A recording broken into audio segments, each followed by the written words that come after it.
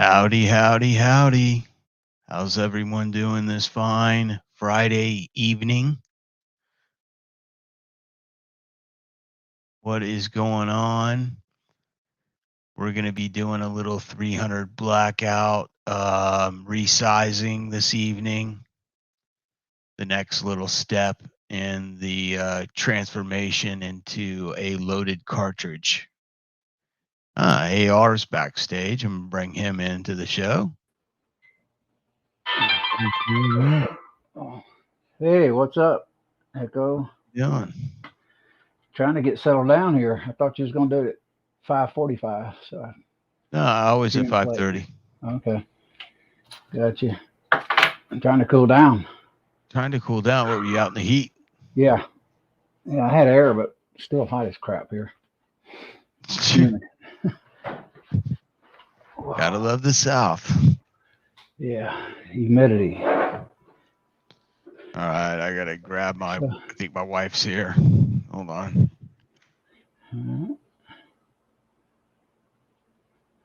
Hello, old guy. What's up? How you doing? Hey, I'm glad to have you all here. Andre D'Angelo, welcome. Good to see you guys. Even though I'm relatively new to this, without people in the chat, we wouldn't even be doing squat without people hopping in. So we appreciate everyone here. If you got any topics you want to cover, let us know. If you want to jump in the stream, let us know. And hopefully Echo will be out of the doghouse in a minute. Hey, 67 Rebel, what's up?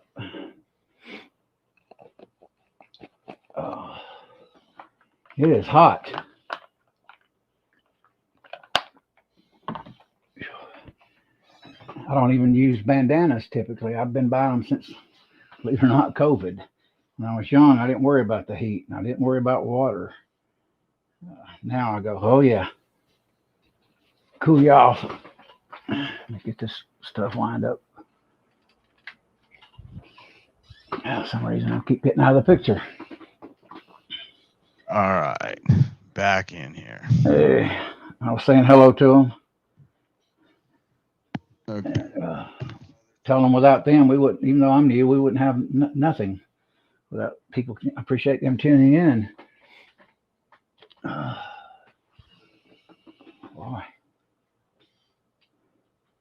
Or I should say, at this point, you wouldn't have no stream without people. Oh boy, is the old fashioned folks used to sit around in church and do their fans. Fans? Yeah, you get church fans. The snakes?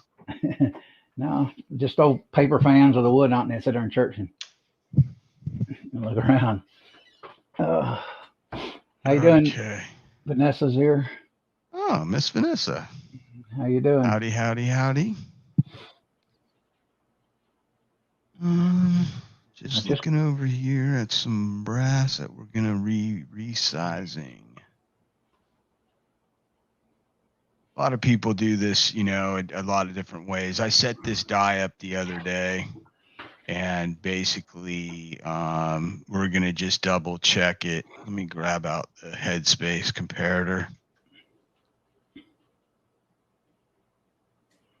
I've got Sammy max and minimum written down over here as far as the headspace. So we'll be able to make sure everything is copacetic.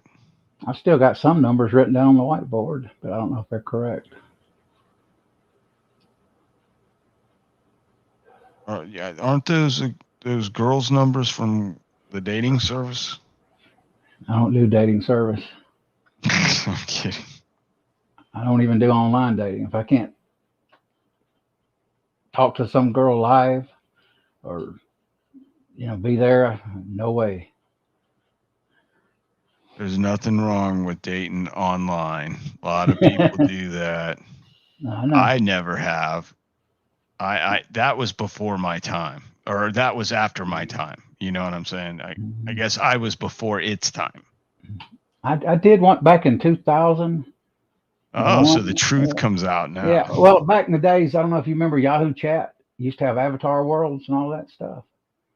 I met a girl in Alabama, a blonde from up north, and we went out and stayed a weekend in Gwinnett County. But outside of that, the dating sites, no, I've never done that. I've looked at them. I've met girls around 2003 in the clubs that talked about they were on there, and I go in there and look at them, and I go, interesting. I said, I can't do that. So I won't do that. Well, that's funny because I found your profile pic on Grindr. No. They used to have something, was it Plenty of Fish? A friend of mine told me about years ago.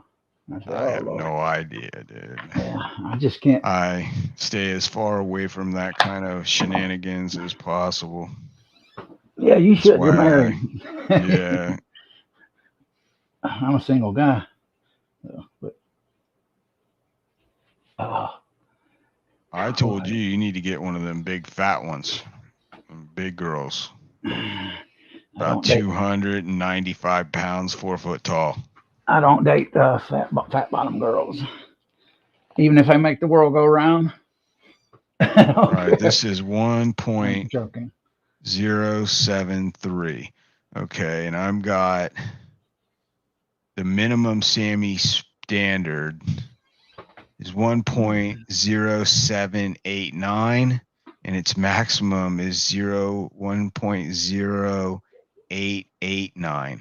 So basically, my shoulder compared to this gauge is way low. So if this is true, then this should go into one of these Lyman gauges right off the bat for 300 black. You want me to write those numbers down? Look at that. It does. This stuff's already been resized. What number you got? What? You got a resize number for me? Yeah, this brass, this has already been resized. Okay. Yeah, if you look at this is 1.0725. Okay. Just in case we get to talk and forget. So. Yeah. But I should be at like 1.0789 instead of 1.0725 or 73. You mean so I basically I'm like 5 thousandths bumped further back than Sammy Mim. But then you've got to also understand that this cartridge, it's fitting in a ammo checker for 300 AAC, and it is sitting low of the gauge, and I'll show you guys this. Can you see that, Elliot? Bring it up a little bit higher. Yeah. Can you see like there? It's sitting lower than the lip of that edge.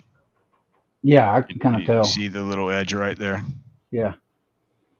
Yeah. So basically, looks like this ammo's already been resized, but I don't remember resizing this ammo because it was in a box.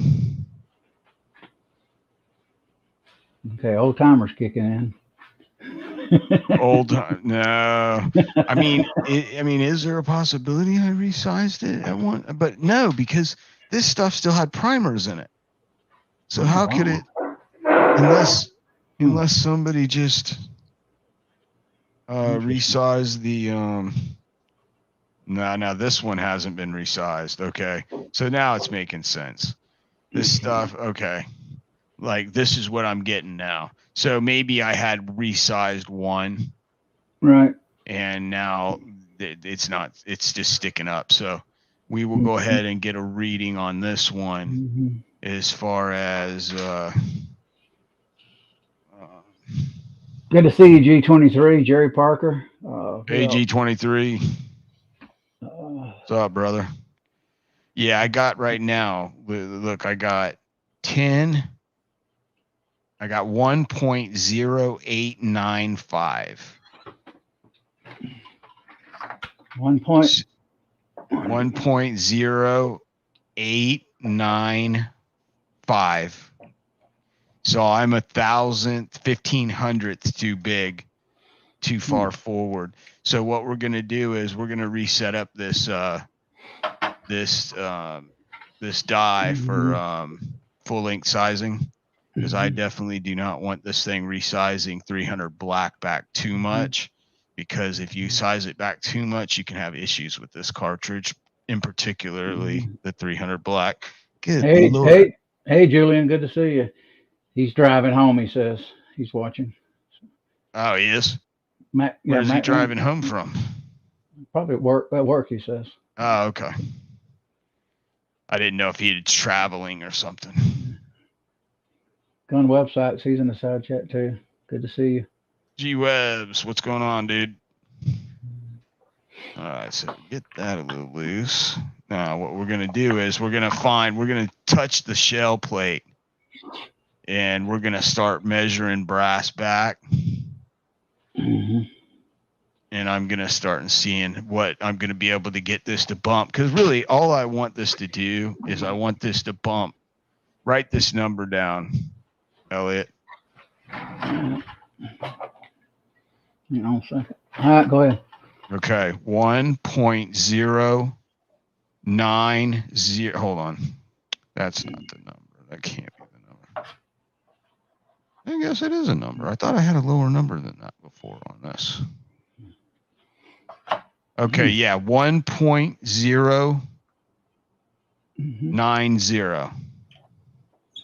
Okay. That's sized? No, that's just out of a chamber. Okay. Okay. So yeah, we're over max Sammy on that one. So what we're gonna do is we're gonna lube this die up, and I'm gonna just do these with Unique from Hornady. I really have fallen in love with this sizing wax. And when I do bulk, I like to use the Lee because of the way I do it. I'll show you guys tonight how I do it. But if I'm doing just individual cartridge casings for precision rifle, or if I'm just doing individual cartridge casings to try to set up a die, this stuff is amazing. It's slippery. Yeah. It works. I haven't had anything stick on this.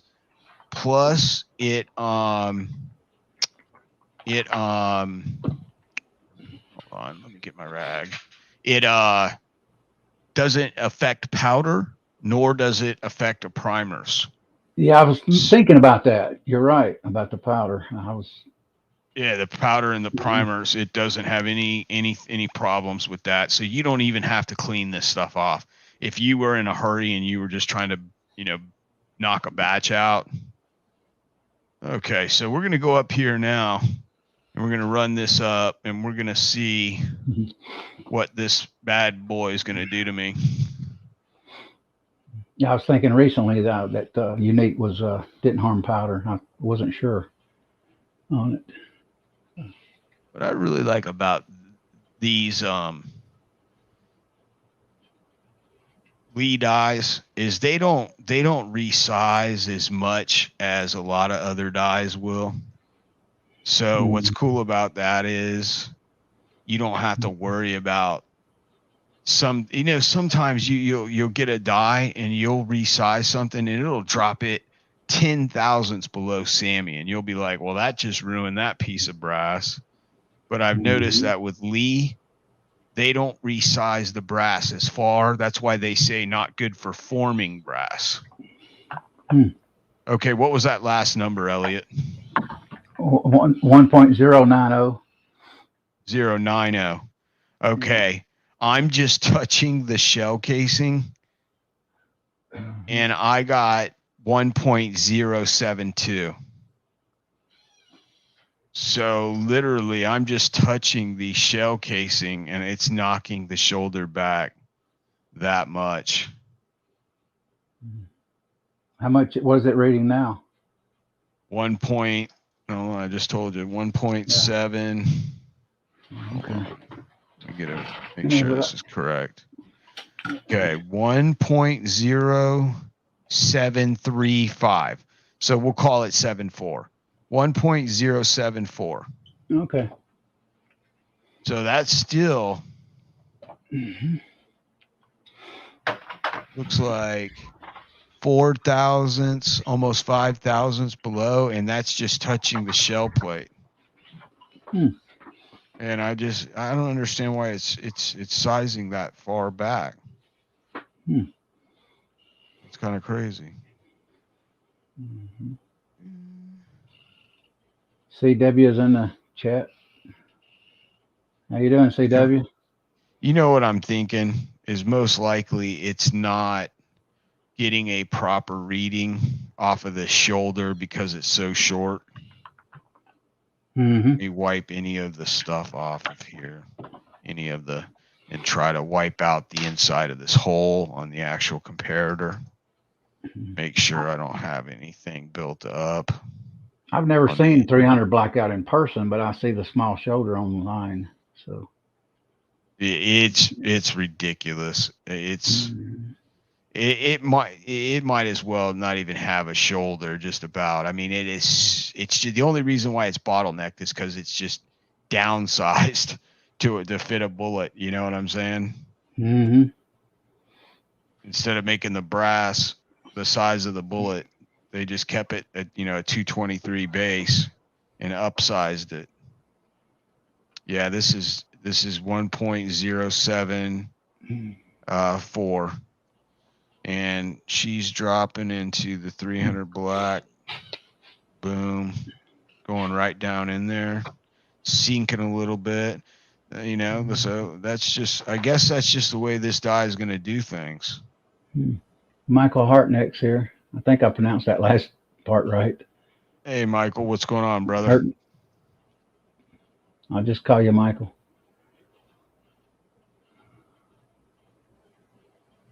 How many got on? Let me see how many we got on. Let me go to check diameter of the bullets. Make sure we're good on these.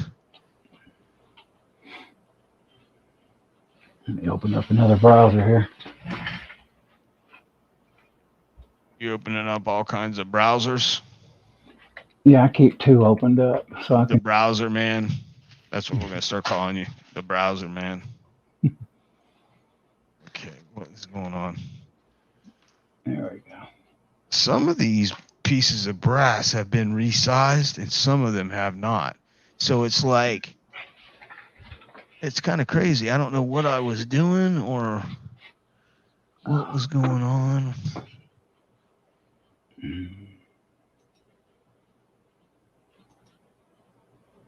Okay. I guess I gotta grab a knife. I had one of these open. I know, I'm half blind. Can barely read the side chat.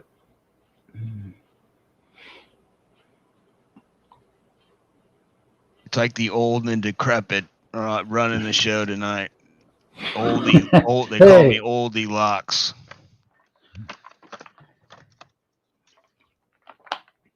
Matt once told me, he says, there ain't a thing good about growing old, Elliot. And that was when I was 40.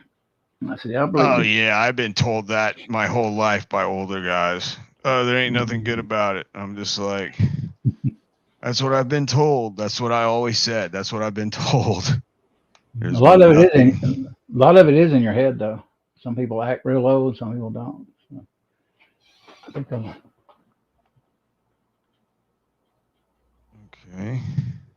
okay. Yeah, same as in today with a damp towel. Yeah, G-Web, hot. What's going on? It's cooking probably where he's at. Yeah, I turned the AC up, though, the heat pump, up to probably 72, 73 while I was gone. And I got in. Lately I've been keeping on 70, which is really cool. It's funny. I worked for years in warehouses, and heat, and then I got spoiled at a contact lens company, and I worked so many years there in my 30s and 40s. I couldn't hardly handle heat anymore. Well, no, as you get older, your body, what happens is your kidneys are responsible for your body's internal thermostat. Mm-hmm. So basically what happens is as you get older, your kidneys don't function as well, and you will notice that you have hard times dealing with hotter temperatures and high humidity and stuff like that. And but what happens is your body naturally starts also not doing well with cold. So people will move to like Arizona, Florida when the cold starts getting to their bones and they no longer can take the cold weather. Yeah. And that's to avoid the cold weather. But Arizona has also got the other side of the spectrum where it gets hot, you know, and when we say hot, it's hot. It's a dry heat, and that's kind of funny in itself. But the bottom line is, it gets warm there. It's not uncommon for it to be 3 digits for the entire summer. You know. 2005, I was rebuilding my Toyota engine. I'd go down to a bar, go to the chiropractor, go to a bar, drink a while, come back home, and I'd go to work on the car, even if it was 96, 93 degrees, whatever. Didn't think anything about it even in my late 40s and early 50s. And even though I was used to AC, but boy, past few years, I can tell a difference. Big time. Yeah. A few years ago, I was at a pool here in Georgia.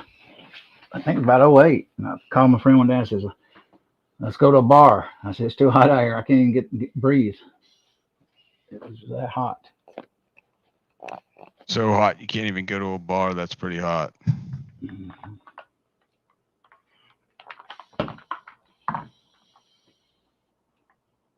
So anyways, what I'm doing is I'm messing around with this dye, and I'm looking at these cases over here, ladies and gents, and I'm trying to figure out if that dye just touching, which is kind of crazy, just touching the shell holder is resizing this brass so far back. You got a chamber checker for that 300 blackout, right? Yeah. And if you try it at different settings and see how it does in the chamber, different heights. Well, I have it just touching the shell plate now, and and basically that is causing it to, according to this gauge, all right, it's causing it to drop back to 1.073. And the minimum that it should be dropping it back to is 1.0789 or 78 or 79. You know what I'm saying? So I got 1.090 up here, and I got size 1.0734 on the board. What numbers do you have? Once fired, you said was 1.090. One you said was 1.0734.5, but I didn't write the 0.5. I wrote 734. Yeah. Is that right? Yeah. Okay. So yeah, the dye's just knocking it back, and it's fitting in the chamber checker, so that and it's doing what it's supposed to be doing to the actual necks, because the necks are holding bullets. And or well, you know, it's basically it's a bottleneck or a boat tail cartridge that I'm sticking in it, and it's a Sierra Match King. And what are these? These are 168s, I believe. Yeah, my Sierra Match King tipped 168 grain. Some of my favorite bullets. But yeah, so that right there is telling me that's gonna work. So it's just that dye. That's so crazy to have that dye where just touching the base of it is knocking it back that far. Mm-hmm. Hmm. That's just kind of nutty. Okay. Let's see. Julian says we've been 100 since the middle of May. We've had a few days, 115, 118. See, it's been nice here. I mean, it's warm. Trust me, it's warm, but it's not stupid. You know, it's 8. Hold on, what temperature is it right now? Okay, it's 87, mostly cloudy, and it hasn't hit 90 degrees this week yet. Now it has been warm because of the humidity. Mm-hmm. It's 91 now in Georgia. Yeah, see, you guys are hotter than us because we get the sea breeze. Mm-hmm. We get that sea breeze, and it blows right from offshore onto shore, brings that cool air across the top of the ocean. I love the ocean air at night in Florida. I like that. I've been down there to see April Fool's Day. I was at Tybee Island, but even when it was cold, I got pushed in a pool by a girlfriend. Yeah, shoved me in the pool. He's like, shit to me in the pool. Yeah, I had a denim jacket on too. It was wet. Wasn't too thrilled. At least you didn't have a cell phone. I knew it'd been worth it a few hours later, so I didn't say nothing.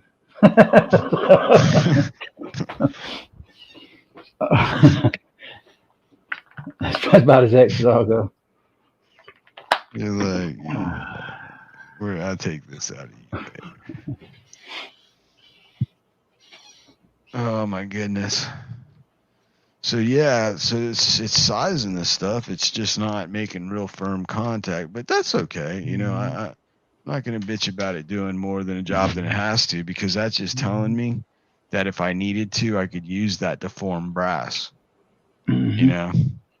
So now that I've figured out that the die set up, we can put this away and break out the Tupperware bowl for the mass lubing. I've probably asked this before. Where are you at, Vanessa? What state? She said it's 50 tonight. 70 degrees at the moment. Wow. That's nice. Wherever she's at, Yeah. that's good weather. Yeah. That's good weather.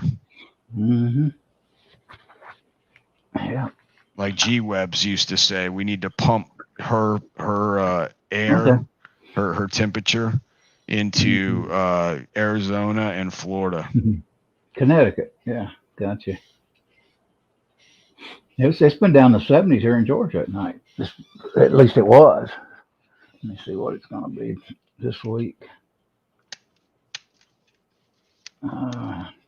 79 degrees, 78. Actually, 75 degrees at 6 a.m. That's kind of surprising. So we're still having some cool nights. But usually you don't have that here this time of year.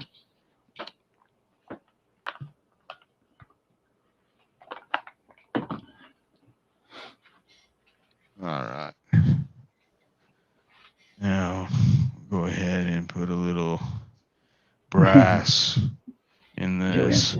He's in the pool on Christmas Day in Arizona.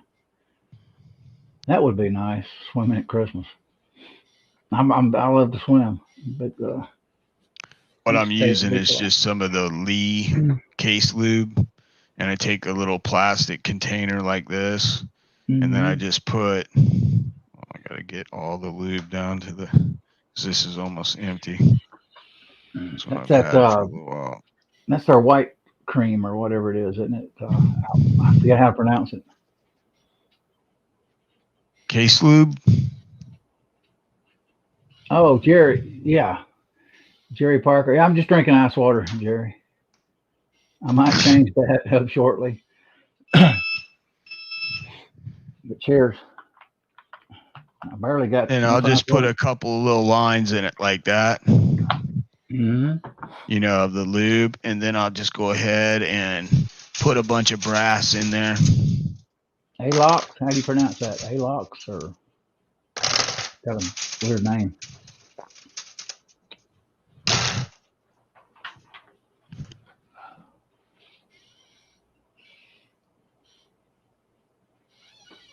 Frozen daiquiri. Yeah. I used to do a lot of back in the 90s. We had a Rio Bravo here in Gwinnett Mall, and I hung out in that area a lot on Marriott and the pools on the weekends. We'd go to that place and get the frozen top shelf margaritas. Drink about 2 big giant pitchers of it. Boy, I'd be buzzed. And sit around the Marriott near the Gwinnett Mall, and they'd bring drinks right there to the pool for you. That's when I considered myself living back then. The high life. I think that's a song too. Living the high life again. Yeah, I can't remember who did it though.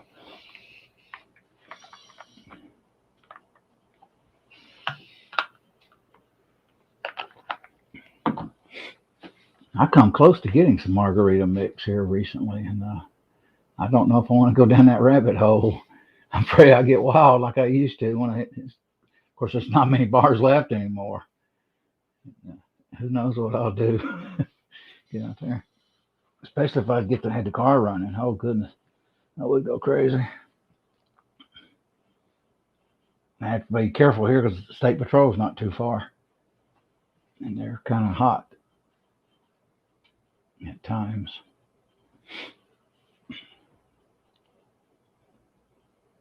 I can already see. You hear me? Yeah. I can already see you in a DUI. You better be careful driving that cop catcher. I had friends in the 80s and 90s. Almost everybody had a DUI. I drove to the entire 80s, to the entire 90s. I got one DUI in 1992.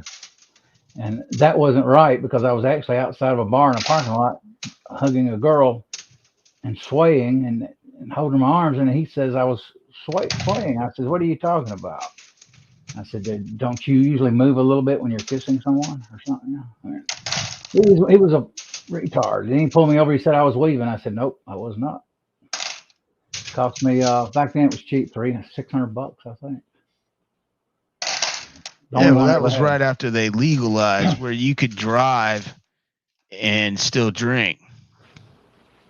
Like I remember in Florida, you could be driving down the road, be pulled over by a cop, and as long as you weren't drunk, you could have an open container and be drinking it. Yeah, I did that a lot in the Gwinnett County in the 80s. I'd get off midnight sometimes in 83. And one night, Norcross police pulled me over, and I'm sitting there in my duster, and they go, well, how much you had to drink? And I says, 1 beer right here in my hand. And there's 5 right there. And he goes, okay, see you later. That's how cool it used to be. Even though they would get you for DUI in those days, but they wasn't as bad at it. Well, you had to really be messed up to get a DUI. Like our President George Bush got a DUI when it was legal to drive drunk. Not drunk, but legal to drink and drive, I should say. And he got and I was thinking to myself, how messed up was that guy to be like, oh, this guy, drinking and driving's okay, but this guy's beyond.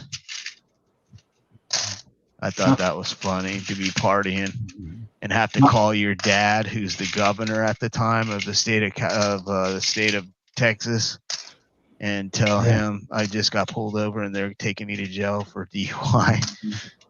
Dad is probably mad. I moved out here in Walton County actually in 85, 86 actually. And I came back in 89, and I was in Loganville. I hadn't grown up at that point. It was very slow. I had Maxi Price there, which became Corvette World. They used to sell a lot of Corvettes.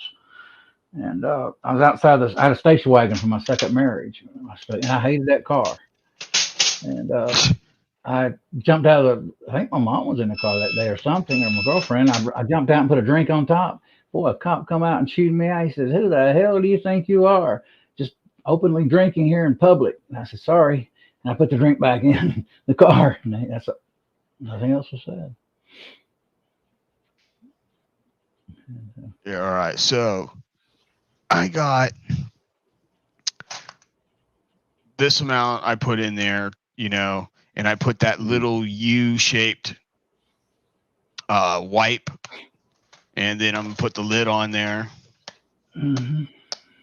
And I'll mute you guys so you don't hear this horror.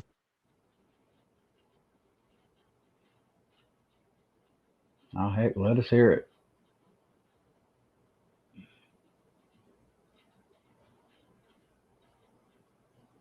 I've never did that. I actually have did that with a plastic on a glove. Did Imperial in a bowl or container and shook it up. But I've never used that product he's using. Alox or whatever you call it. This is not Alox. Alox is Okay. bullet lube. Okay, what is it you got in it? This is Lee case lube. It's just a case lube.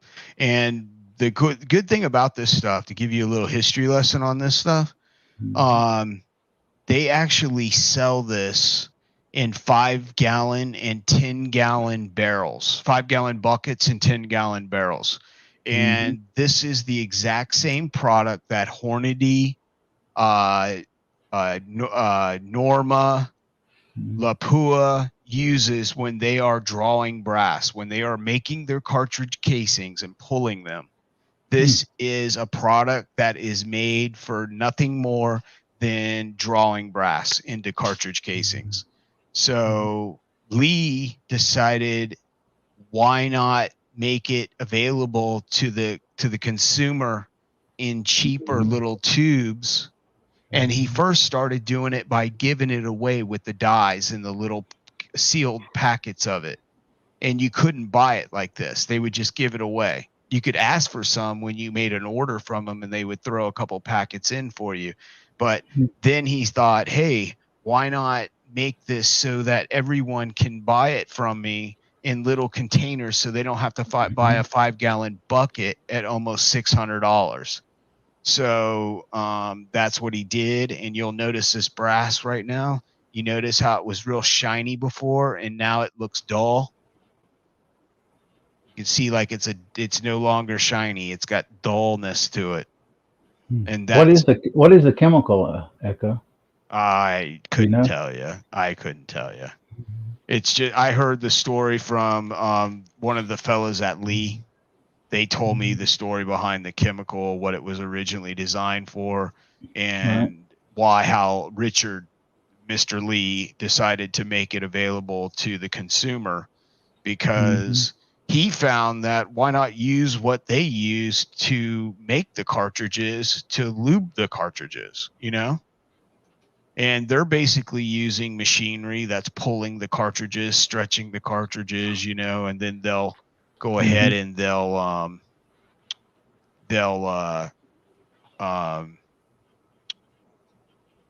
what the heck am I trying to say? They'll basically they're pulling and stretching the cartridges. Then they'll anneal them. They'll anneal the cartridges, and basically they use this stuff right here to do all this work with. And I'm like, why not? If they're using it for it, why not? Why don't we use it? And I guess he was thinking the same thing, because here it is now. And it was funny because I talked to people and they would like, oh, that you can't get that stuff unless you buy a set of dyes. And I was like, oh, that was true. But now they're actually selling it. And a lot of guys, they didn't know that Lee was actually selling the lube.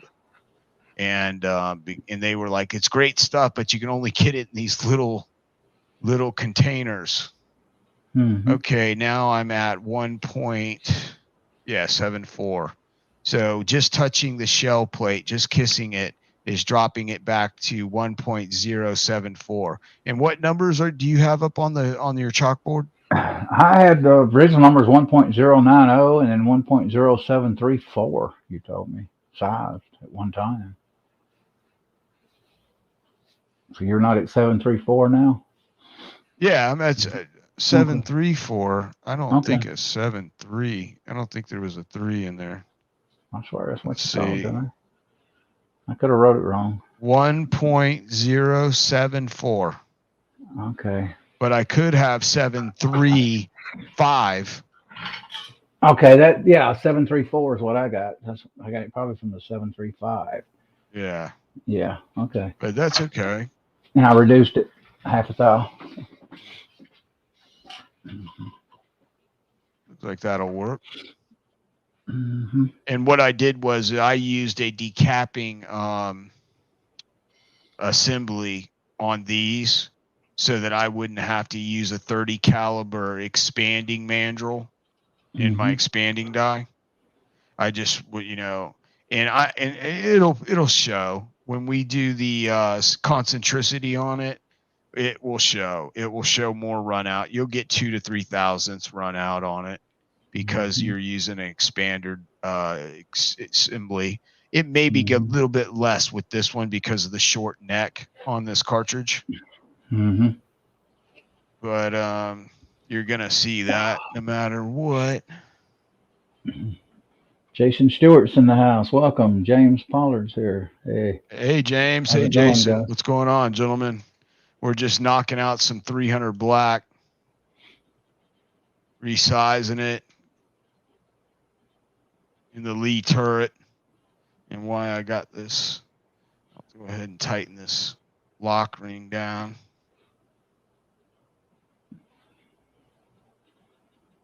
Yeah, you've got a light in that one.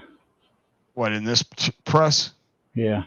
Yeah, I got lights for all of them except for the Mm-hmm. new Marksman. I'm going to get one for it as soon as I talk to the guys and give them what I need, the dimensions. They'll make me the light for it. I don't. I got a light. I got a light in the 650. I don't have one on the T7. I'm probably gonna get that magnet light that Squatch has on Amazon, and I don't have one on the Forester. So. But I got a lot of light in here. So. Yeah.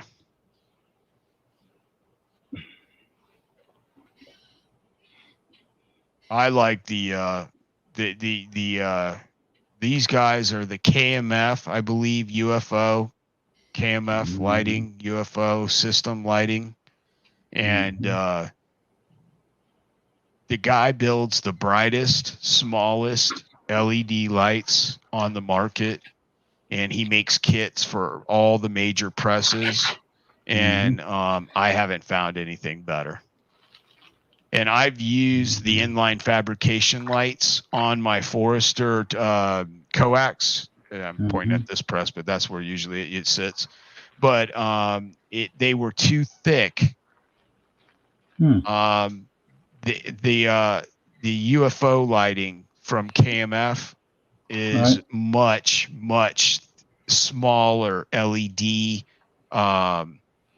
little diodes, and it makes it. They're just brighter and they're smaller. Right. But then again, all they do is lighting. Okay. Where Dan, he specializes in mounting presses and and bench top equipment and stuff like that. He's only recently got into doing the LEDs, so he'll probably get better like everyone does in time and be able to get some of the smaller stuff. But what I'm understanding is that KMF, they actually manufacture everything in-house.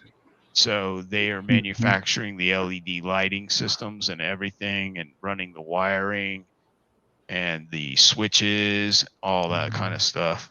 Lifetime warranty? Pretty much. If you have an issue, you call over there and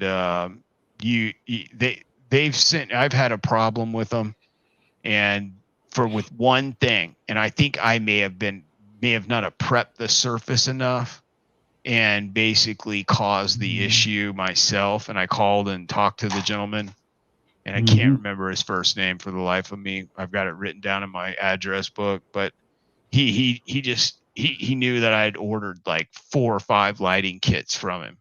And he's like, oh, I know you know what you're doing. So I'm just going to send you another kit. He did. Mm-hmm. And then I called him back and told him that it was my fault. And he's like, don't worry about it. Just keep it. Mm-hmm. So he's a good guy, and they stand behind their products. And this light has been on this press, this turret press, since I got it. And this is my second turret. And I think this press is probably going on 3 years old now. Mm-hmm. So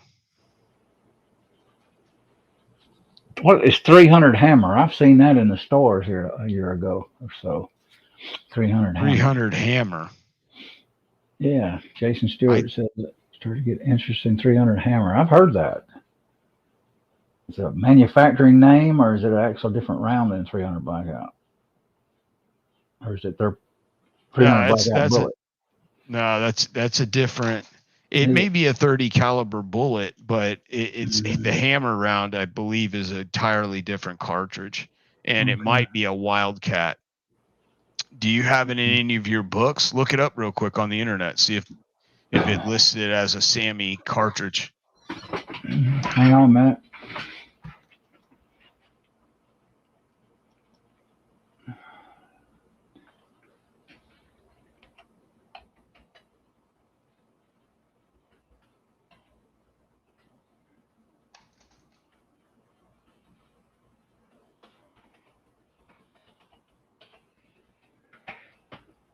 There's a lot of cartridges out right now that are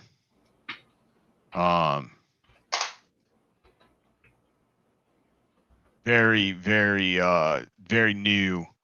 There's a lot. There's the 375 Raptor. There's the 458 SOCOM, but there's also like a 375 SOCOM or something like that. All right, here we some information. Go. Yeah, hang on just one second. It's just the 300 hammer was developed with one thing in mind: optimal terminal performance. It offers near 308 Winchester effectiveness on game animals with amazing accuracy, with low recoil and lightweight and compact WC-15 platform. Terminal performance testing on over 2,000 Texas feral hogs and various game animals as large as 800 pounds has proven it to kill much more effectively than 6.5 Grendel, 6.8 SPC, 7.6239, or 300 Blackout. Okay, so basically this must be an AR-15 cartridge because they're comparing it to all AR-15 cartridges. So is that a Wildcat cartridge? What's going on with that? It says undoubtedly the 300 hammer will be compared to the popular 300 Blackout or the 7.6239, as the comparison charts below indicate. Ballistics of the 300 hammer far exceeds 300 Blackout, 7.6239, both velocity and energy on 95 to 150 grain bullets. So it's it's been approved by Sammy. Yeah. Okay. Yeah. Who's the manufacturer of the cartridge? I'm seeing this on the Wilson Combat. Is what that's what I'm reading the article on. I don't know if they created it. Let me see. They sure got a big ad on it, but let's see the history on it. Hang on, I'll tell you. Originally started back in 2005 with J.D. Jones sent me one of his 300 Whisper uppers and set of dies. Okay, it must be something Wilson Combat started. Okay.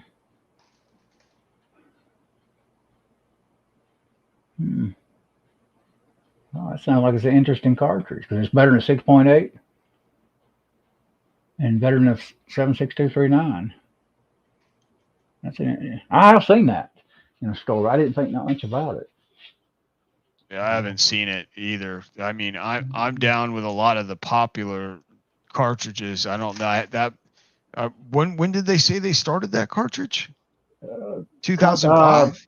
Yes, the project originally started back in 2005 when he sent him. When the cartridge was actually released, though.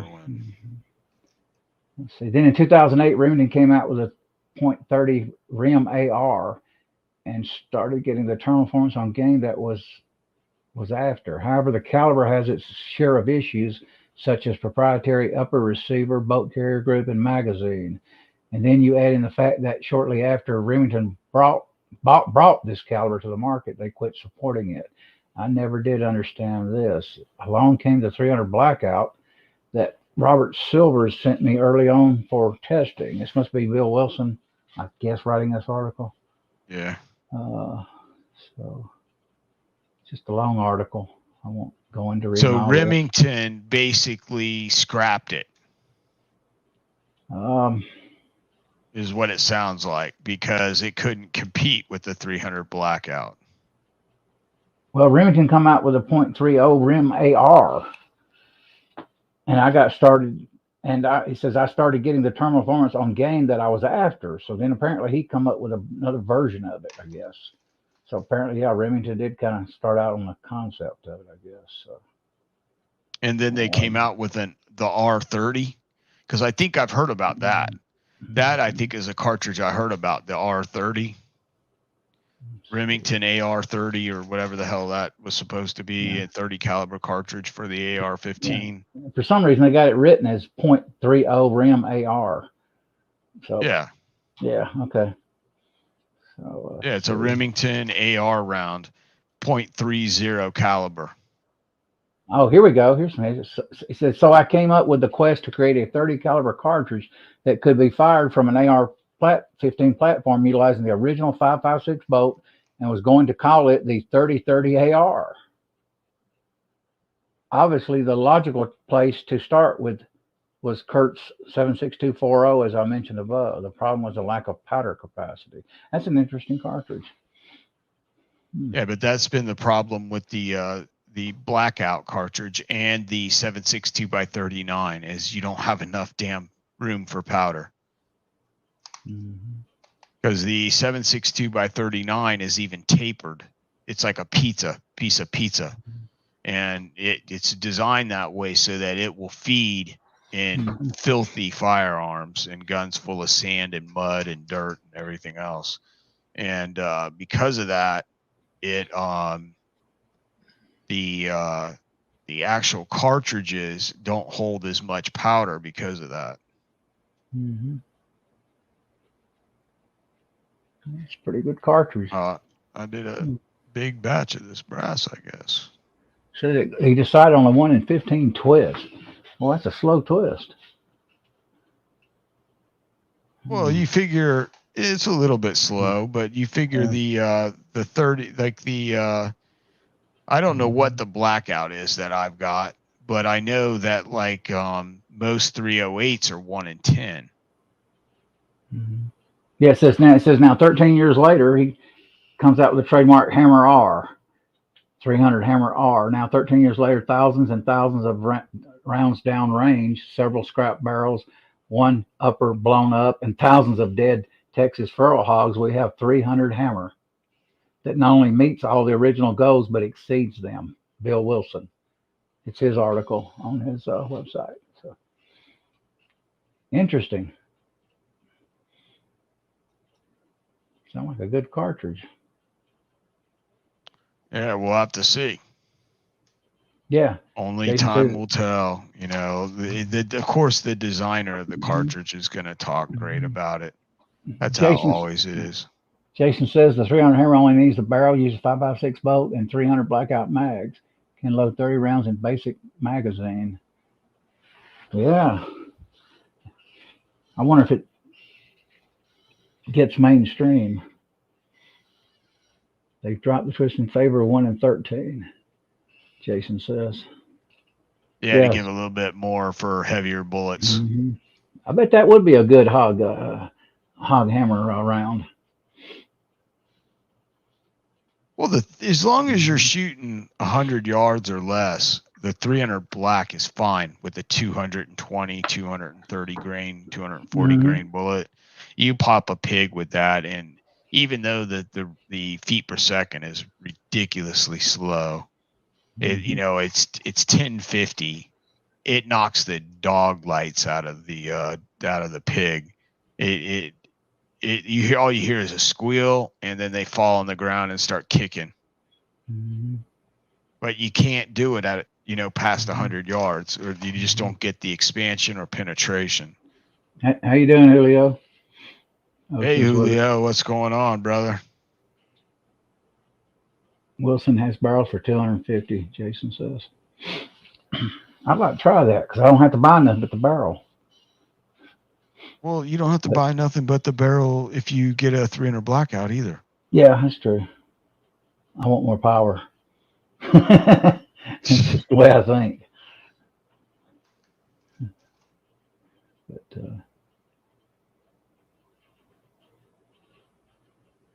it's not cast friendly, as per Jim Wilson. CW Longshot says.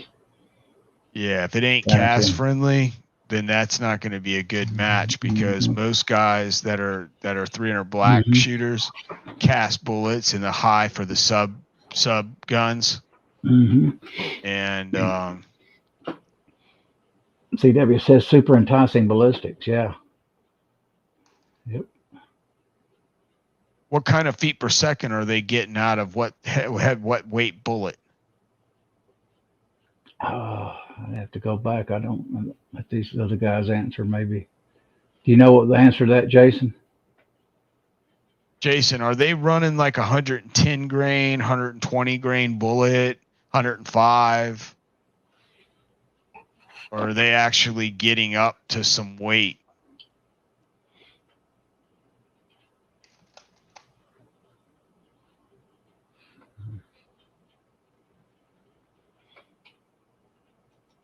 Let me look here. Let's see.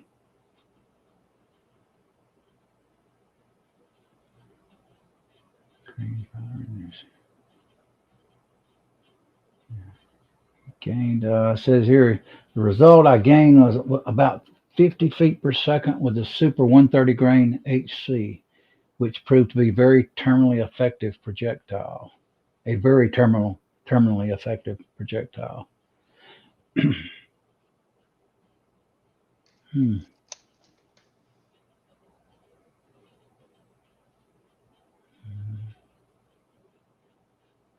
What time is it getting to be, AR?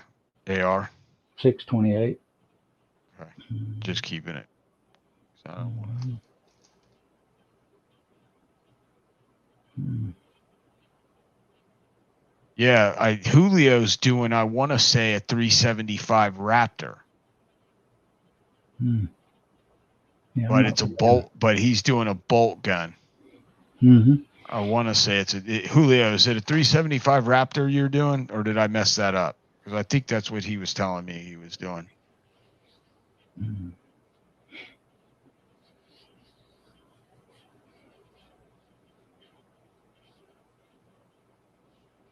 He says most rounds are 110 grains. Jason says to 135. Oh, okay. Yeah. Very similar to a 300 Blackout as far as bullet, weight.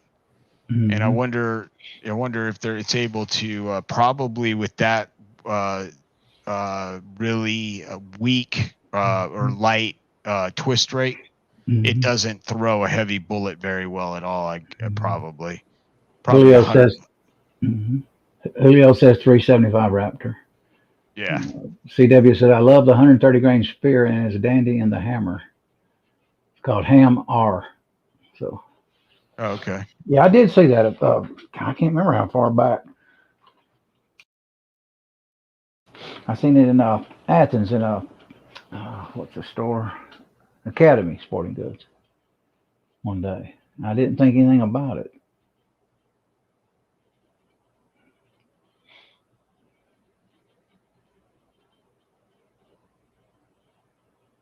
Any of you guys want to come on? Let us know. Yeah, if anybody wants to jump on, I'm just resizing a bucket of brass that I probably put too many cartridges in. But I'm trying to get all of this brass resized, and it appears that I've got 2 more trays in the dehydrator of brass. So this will be the first one. And this thing was the fullest out of all of them. It was jammed in there, almost 2 deep. I got up early and head out of the house. I haven't even ate today. Uh-oh. Yeah, I had one. You're going to not eat it at all because you're going to be on the Georgia Shooting Connection with Jamie and Kyle. And Kyle didn't even get back to me. I might have something coming up on that one. I may not be able to make it. You may not be able to make it tonight? Yeah. I'll try if he sends me an invite. Well, if you don't do that, I've got a stained glass class I'm doing tonight on my other channel and a basket weaving class. So if anybody's interested, I've got another arts and crafts channel that I do with my wife. And I just got some B-roll footage from doing underwater basket weaving for 14 hours straight in a bathtub. Oh, Uncle John's here. How you Uncle doing? John. What's going on, Uncle John? Me and AR just joking around a little bit, and I am resizing some 300 black. And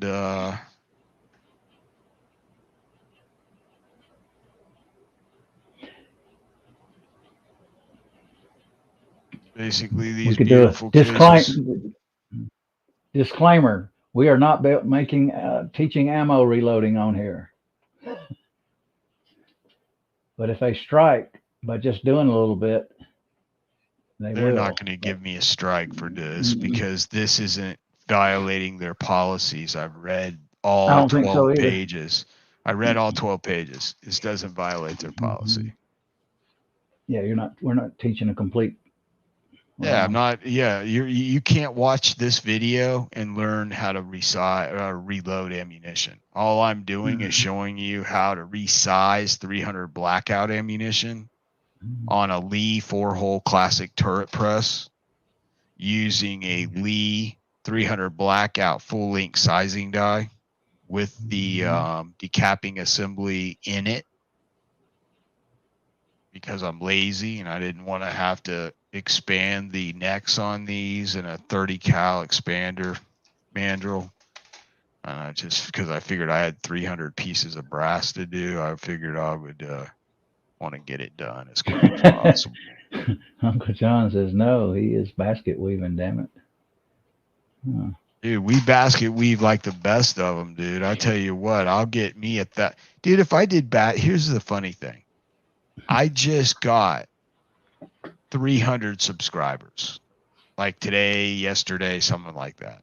Congrats. If I would be basket weaving and doing crafts like art, like stained glass and all that kind of stuff, I would have probably 1.3 million subscribers.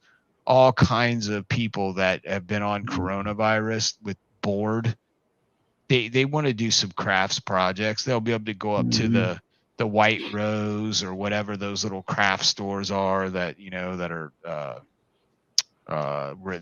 they're all over the place. They're not syndicated, but they're we used to have a Michael's here in Georgia. They did all that hobby stuff. Yeah. I was waiting. I thought maybe you would open one up. No, thank you. Start doing like some crafts. I do not weave hats or no baskets. Yeah, well, dude, I tell you what, you could sell your baskets and make a fortune, dude.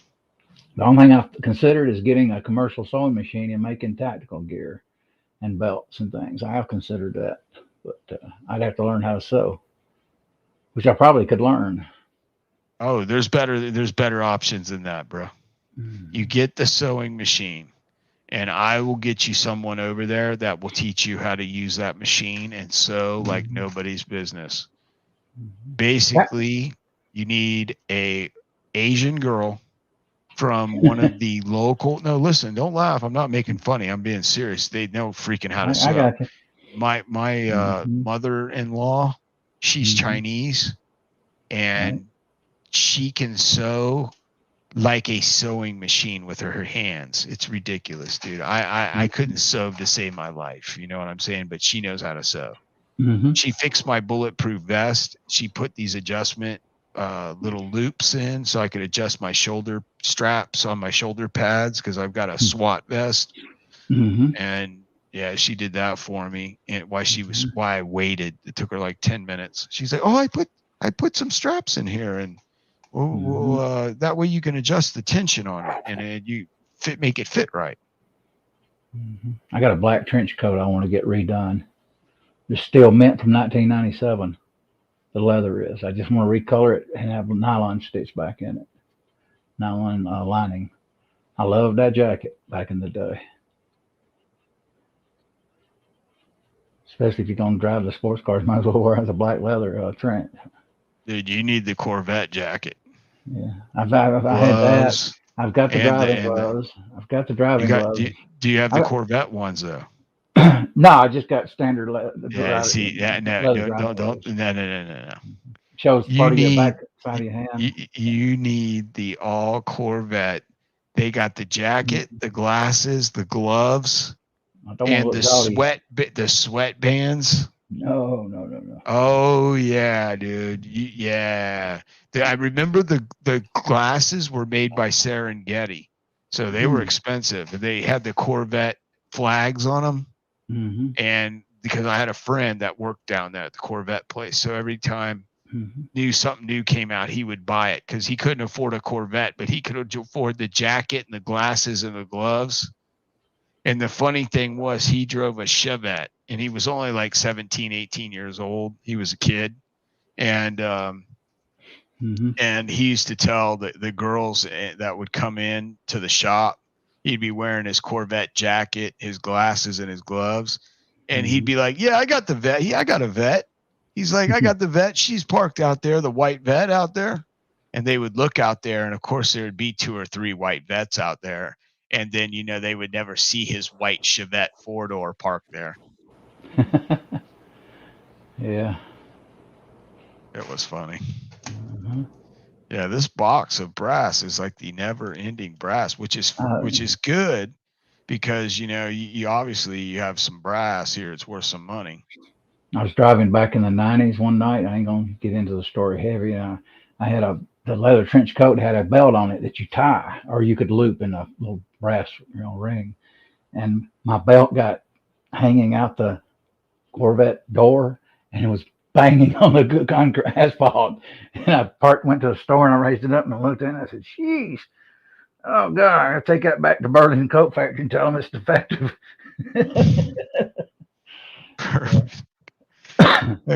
Yeah, what was the name of the place? The coat factory? Burlington Coat Factory. Burlington. He sells some nice trenches in the day at a reasonable price. Are they out of business now? No, we still have them here in Georgia. Okay, so they must still have them over in Orlando too, because I worked. Did I work? No, I worked at a Ross. I worked at a Ross in '92. And it was the horriblest job I ever had in my life. And the funny thing was I was older than most of the people that worked there. And I told the manager, "Look, I'll tell you right now, I'll work in the back, and I'm good at stock and stuff because I know how to do that. But I ain't coming out, and I ain't working one of those cash machines because I don't know how to do that, and I don't want to mess something up and lose a bunch of money or something." I'm like, I can run your entire stock department by myself. I've seen what you're doing. You've got like all these girls and these beta males coming back here. Half these people can't lift even the crates that these clothing come in. I'm like, why don't you just keep me to unload the trucks, the 18-wheelers, because I know how to do that. And do this job like this, and she ended up making me the full-time stock guy, giving me a raise, and I cleaned up the entire thing, and I would break out everybody's clothing, and they would just have to take them out to their departments and put them up. And they were like, "This is amazing. He gets it all pulled and broke down. all we have to do is go and get Mhm. our carts, and he's got them in lines with our names with pieces of paper on there. They were amazed because they Mhm. had never run a stock department before. You know what I'm saying? None of the people there had ever, done anything with, doing Mhm. stock. And I'm just like, that's all I did. Mhm. I was like putting parts in stock and, Mhm. making sure the shit was stocked back up and order it before it runs out. Yeah, I've been going to Burlington for years looking at trench coats, and half the time they don't even have them anymore. Which is they used to just have all styles. Oh yeah, and they had Yeah. the old leather ones with Mhm. the locking chains on them. Mhm. My friend Mhm. Rich used to work at Burlington, and Mhm. I worked at Ross with his girlfriend at the time, Mandy Mhm. Kiefner.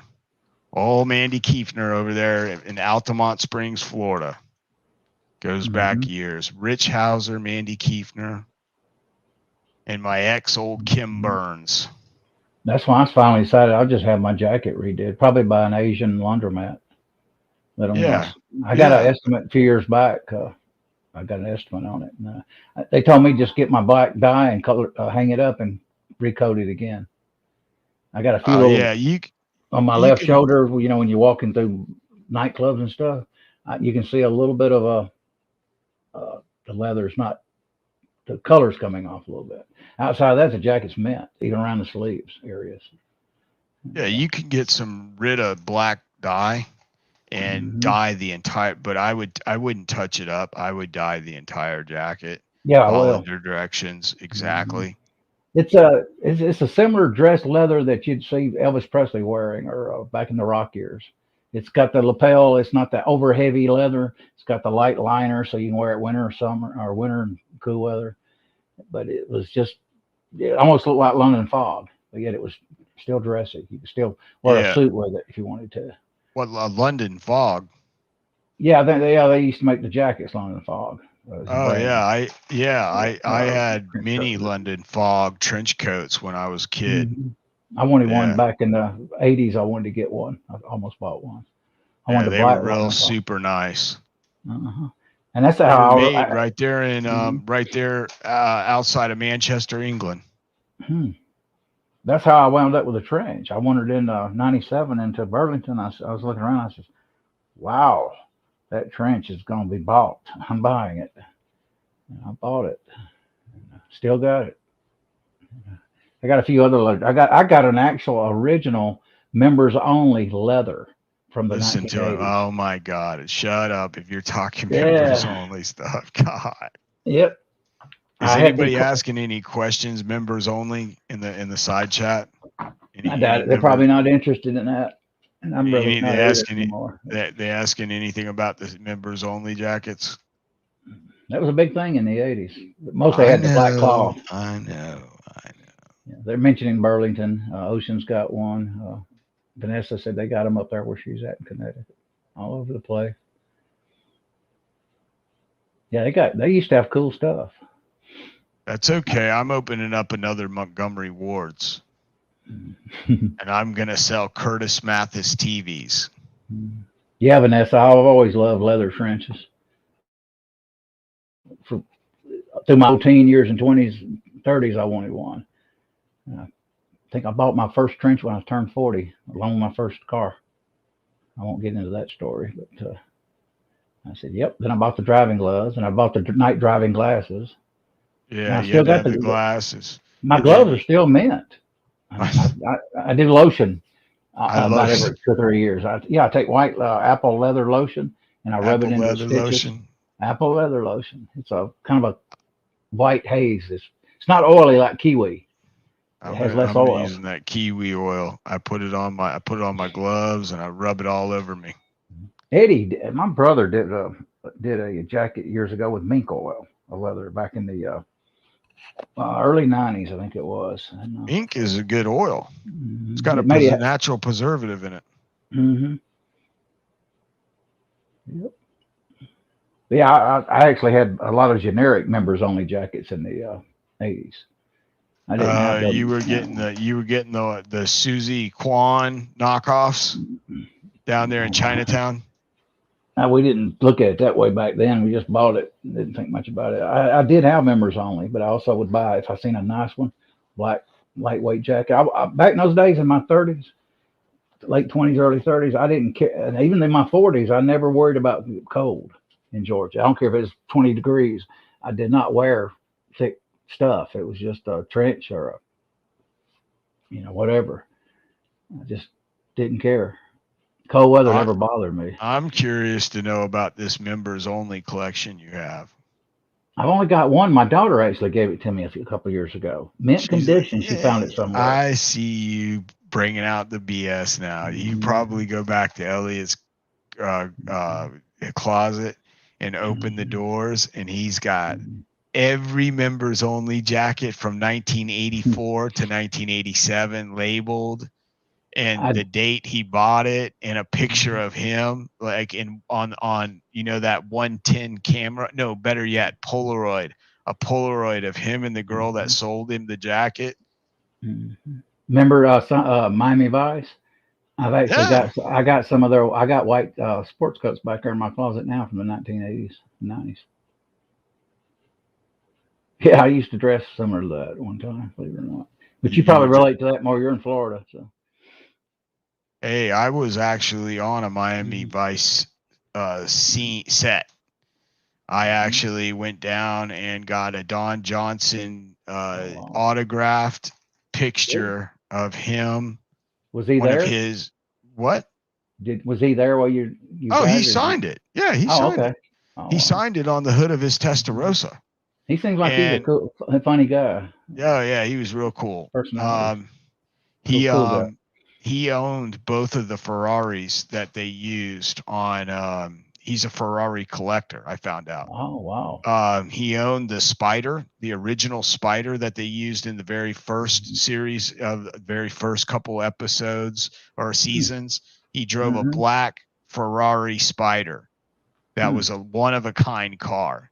And basically, they were starting to like get into chase scenes and drive hard, and that car is a one-of-a-kind collector's Spider worth a lot of money. So they blew up a look-alike car, and he got a Testarossa.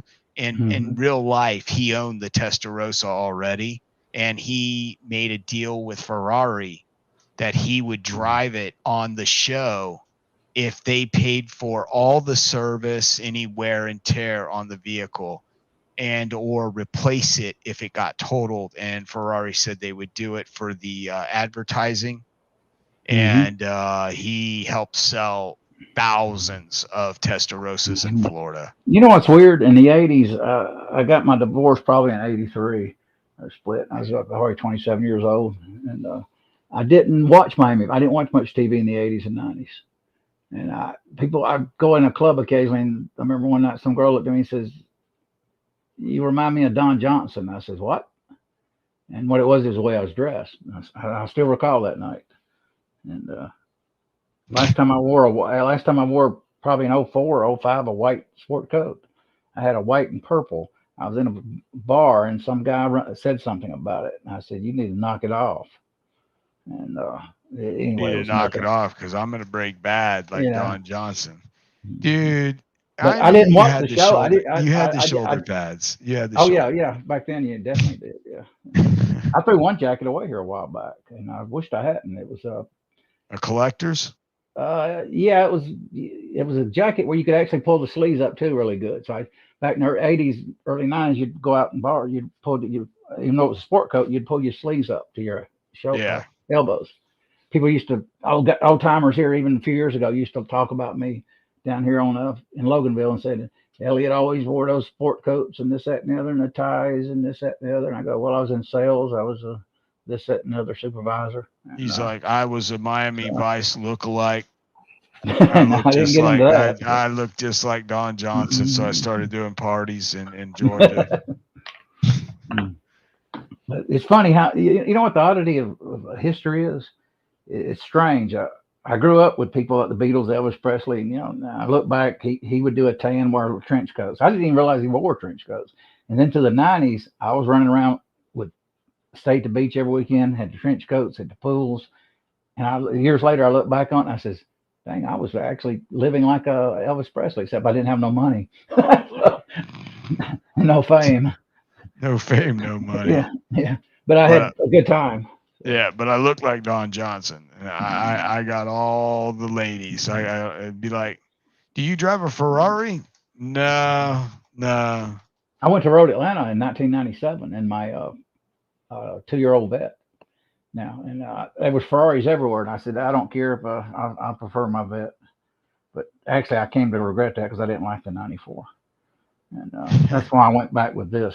I mean, you've talked about That's that. when you went back to the Corvette or the Ferrari. Now you're going to get No, a Testarossa. I went back to 89.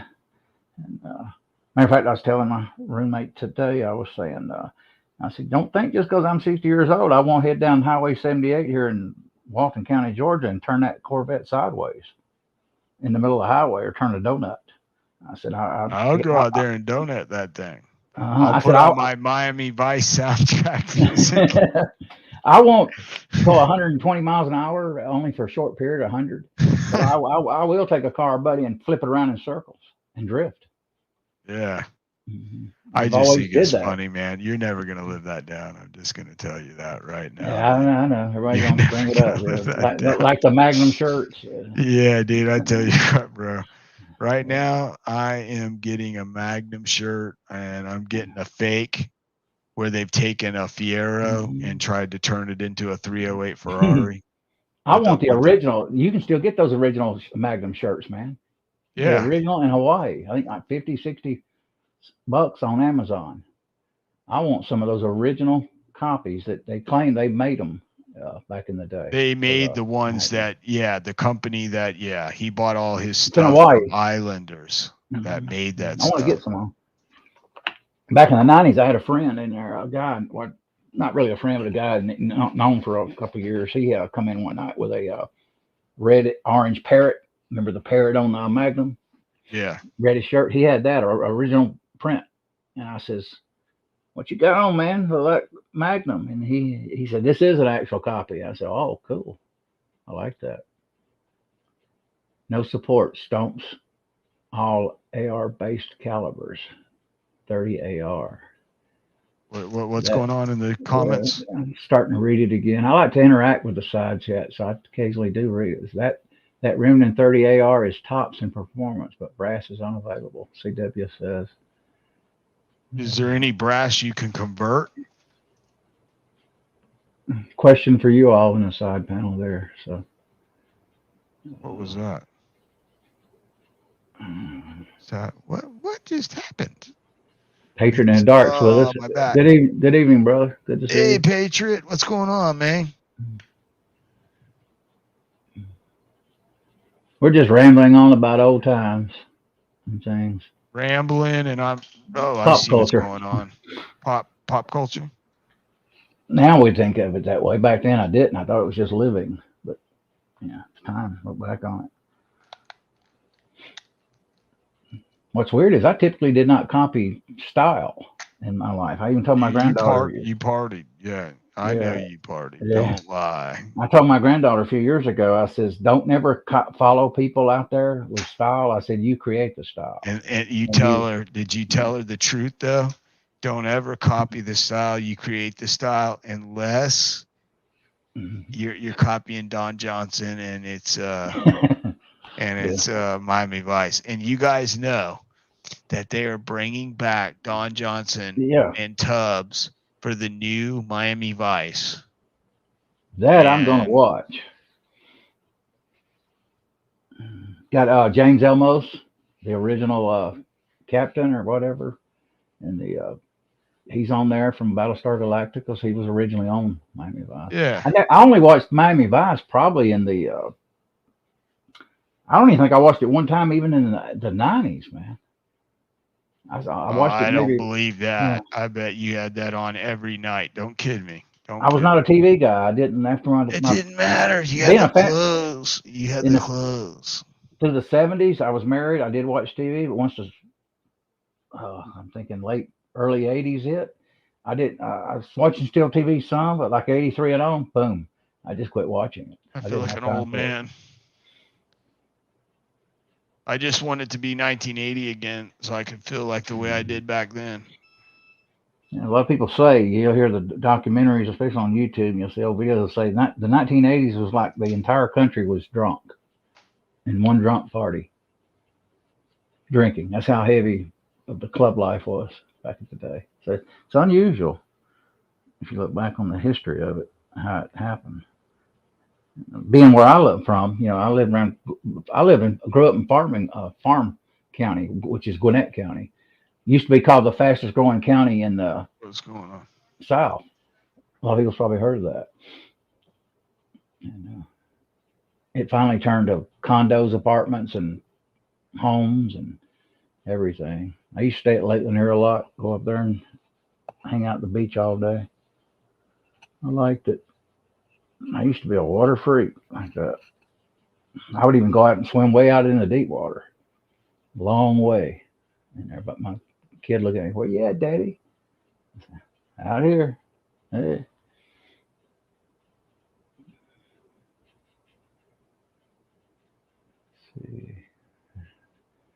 See how many we got. I think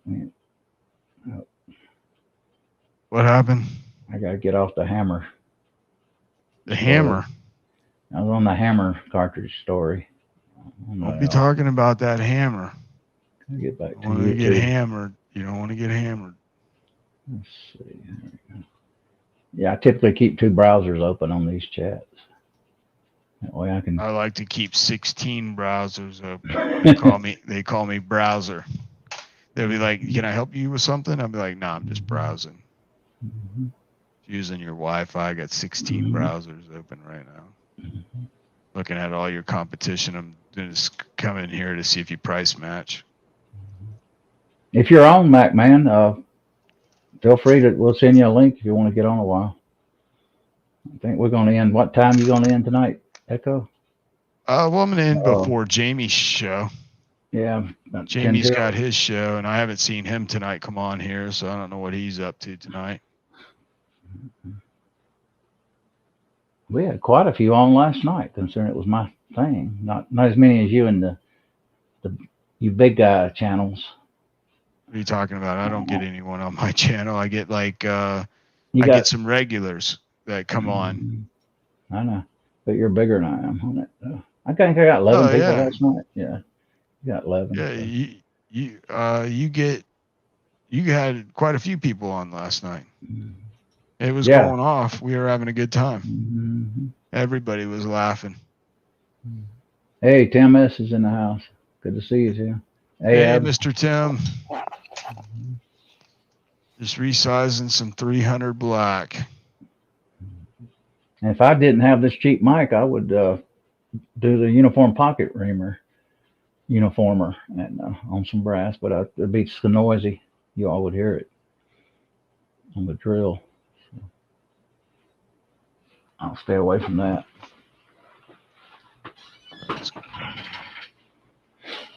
Oh, I seen the Ryobi. I seen the Ryobi folding screwdriver at Home Depot today, a couple hours ago. Whole little kit, a blister pack, $39. So lithium. Said it goes straight and then turns it not 90 degrees. You know what I'm talking about. Yours turns, don't it? Your handle on your. No, I got a squeeze thing. Yeah. I won't say nothing about that. Your Ryobi is you can turn the handle though, right? Straight or at an angle. No. Oh, yours won't. I didn't buy those expensive ones, man. I bought these. This is the cheapest I could find. Let me see yours. I seen one with an angle. Okay. Does that don't turn? None of this turns. This is straight only. The handle part. It don't turn? Nothing turns. Okay. On the ones I seen today, they turn. They can go straight like that or turn for $39. They didn't have that one. Yeah. This one, the model number on this is let me write that down because I might look it up. Yeah, it's a 4 volt. 4 volt spins like 600 RPM, 500, something like that. What's the model number? It is a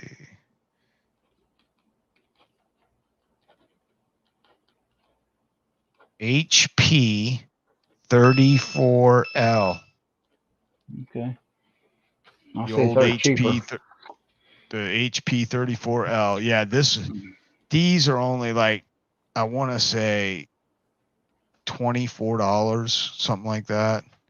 I didn't want to spend a lot of money for something that I'm just, grinding a primer pocket with. I'm not actually. Well, that's why I didn't buy that one today, because it was $40. I said, nah, it's a little steep. I didn't want to spend it right now. I wanted it, but I am going to get to work on my car. I'm going to get the Milwaukee screwdriver for $99. It's got I think it's got a regular handle grip, 45 degree or 90 degree actually. Right. And it has like clutch settings on it. And I actually had it a while back, and I would be able to take the radiator out, zip, zip, zip, zip, just take all those little screws out everywhere. Those cars have tons of screws, man, under a trim under the friggin' hood. Oh yeah, dude. Every car Everywhere. does. Yeah. Just back then, a lot of cars didn't have as much as they did. But Oh yeah. Yeah. A lot of American cars, even to this day, don't have all that plastic and screwed on pieces that shield the engine from underneath and engine. Well, basically it's called an engine pan. Most cars even today don't have those unless you get like sports cars that are high quality. They usually do that. Mercedes-Benz, Porsche, Lamborghini, Maserati, they all do it. If it wasn't for losing resale value, I would boost my horsepower in a heartbeat. But I don't want to do it because of resale. So I'm gonna have to just inside that stock's pretty good anyway on them. But boosted up about here's the thing. 300 or 400 horses. Wow. Yeah, but the thing is, you don't lose reliability, you lose value. It just don't it doesn't pay to do it. No, that's why I've never. Dude, my day of race cars are far and long over. If I was going to have a car today, it would be a nice car. It'd be a turn car complete where I don't have to fuck with nothing. And if something does break, I can roll it right down there and be like, hey, either on the back of a tow truck or just drive it in and be like, hey, guys, I fix this thing. Oh, wow. Didn't take none out of this for brass. Well, it was taken out the primer pocket last night. Brass. Well, do you have a crimp in that? Yeah, all these are NATO crimped. Yeah. Well, if I took them out. Oh, okay. Yeah, I reamed them, but they were were real shiny. Let me see if this one does. Because if there's still got a crimp in there, it won't let it go down into the bottom of the pocket. Yeah, I'm okay. I'm there. Yeah, it's actually they're shiny. So yeah, it's working. Yeah, I'm gonna definitely get that carbide. Carbide, what does it take? Years to go dull? Yeah. Especially at low speed. Yeah, you'll probably die before that. You'll wear it out. That's what I want. Yeah, so still. And I only got the Lyman because I got it in the whole kit, and I got it really cheap on Amazon a few years ago. And I said, hey, it was something to start out with.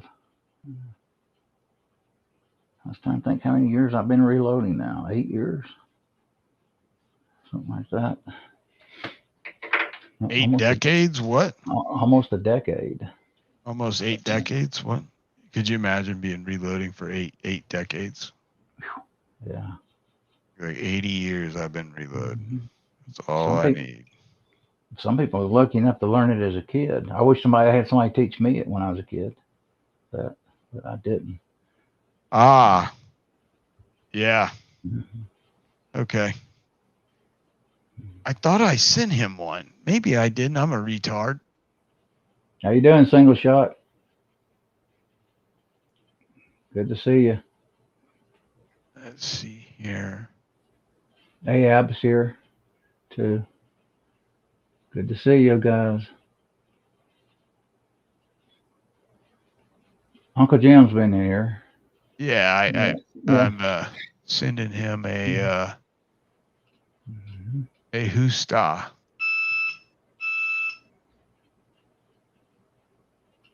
I need to go ahead and order that primer system so I can do something. So just sit here. I want to knock out maybe 500 rounds, or just maybe 100 or two at a time. I think Well, I got enough load the trays. primer is so cheap. Why don't you just order that? That's what my thing would be. Yeah, I probably will. Because I was waiting for it to go down even more in price. Okay, Jim. The link is on the way to you, sir. How have you been, Ab? I'm just seeing who's all out here. Be right back. Ocean is coming back in just a minute. Away from computer. Let's see, you got 14 on, 15 on. I have to refresh to get the actual quantity. I mean, the number on the browser. Believe it or not, that's kind of weird. Probably refreshes, probably automated ever so often, but I just hit the button and do it. So, what happened? Uh-oh. Echo went out on us. That was crazy. What happened? I just accidentally dropped myself out like a moron. Uncle Thunder. Uncle Thunder. I know that laugh. What's going on, brother? Hey guys, what's up? Hey, how you doing? Good. Almost got hit by lightning. Oh.